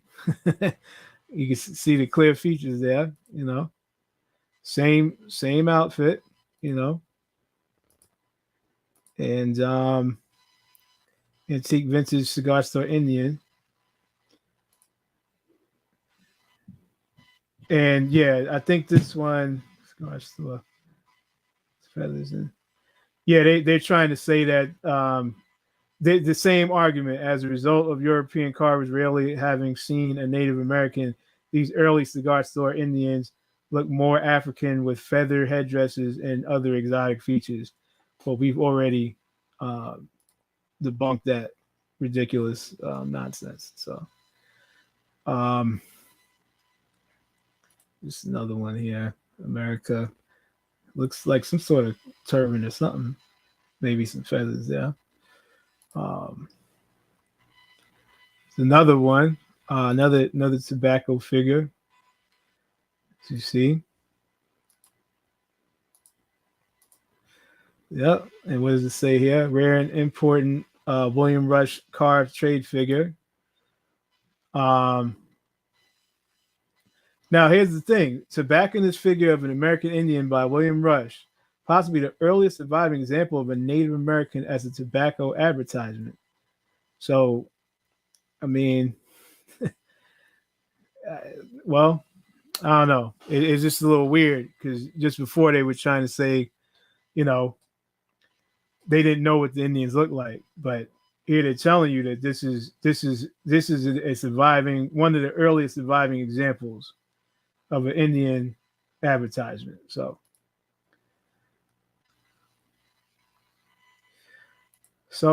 let's see. This is another. Whenever you ready to end it, you can end it. We could do a part 2 too. Yeah. I just let's see, because I got way more stuff to go into. here you can see this is a whitewashed image of this painting here, Allegory of America. Yeah, they whitewashed it. See, look, it couldn't help themselves. Right, exactly. So what you call it? And there's a few of those too that I got, but maybe we could I don't want to show no none of that, but yeah, let's look at this one, I guess, right here real quick. So this one is called Specimen Marble Portrait Busts, and basically just telling you that this is a representation of the 4 continents. Now here's the thing, you may have to use a little discernment, because I don't know if they specifically tell you which one is which, but for me, if I'm observing this, I could pretty much tell who is who. You could get maybe a little bit Africa mixed up with America, because we know this is Asia and we know this is Europe. My bad, I didn't mean to do that. So you would kind of have to just decipher this and see which one you feel like might be America. But for me, once you've seen enough, you'll know, like, you can tell the feather crown, the arrows in the back, the jewels. This is America, you know what I'm saying? And of course, the brown skin and Negro phenotype. Yeah. So I think I think that maybe we could end on that note. Like I said, this is still like the beginning. This there's a lot more to show, but that was just kind of like it's just good to get the imagery out there and to know that there are sources to go along with all these images that are out here. It's not just made up stuff. We're not the ones we're not the ones telling you these are Indians. We're just gonna let the sources speak for it, since everyone wants a source for everything. We'll let the source speak for itself. You know what I'm saying? So yeah. You there, everyone? Yeah, I'm right here. Yeah. So I guess like I said, I guess we could end right there, and we could do a part 2, maybe even a part 3 if possible, if you want. Yeah, that was 3 hours, man. So that went by like in a flash. So definitely shout out to the brother. I would go longer, but like I said, I haven't. No, I know, man. Hey, man, 3 hours is enough, bro. Right, you know what I'm saying? That's a lot of time, bro, to be doing the build, man. You know what I'm saying? Especially that goes to show you, for the people, the love that we got for them to sit here that's this long. And I just did like 3 hours on AP channel. So exactly. So definitely, man. So once again, definitely support. There's a lot of hard work and dedication that goes in this, and A1 has been putting it in for years. So, definitely support, help him get his laptop back, back on track. I'm gonna get my laptop. I mean, I appreciate everybody who do support. You know what I'm saying? For sure. Definitely. But like that's something I'm gonna have to get it anyway, because I'm on my laptop all the time. I do business on my laptop, so I need my laptop. So at the end of the day, if you like to support, definitely support. Where Cash App is at. Share and like the video, man. Thank the brother for coming up here.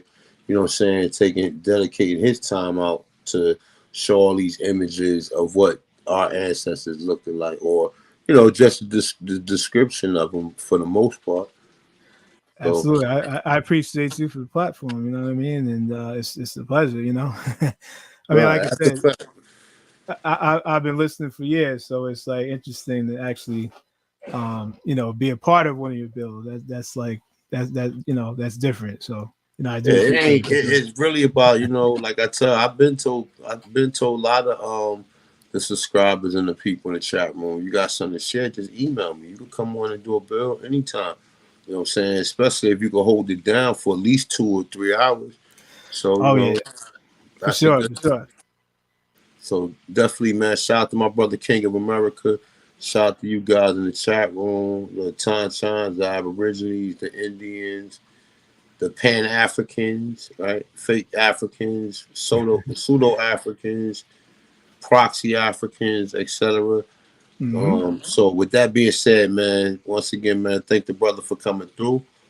With that being said, I'm about to end this. So shout out to everybody in the chat room, man. Y'all enjoy the rest of your day, because tomorrow you already know what time it is. So peace to Godz, man. Peace to Godz, man. Peace to With the that chat. being said, peace.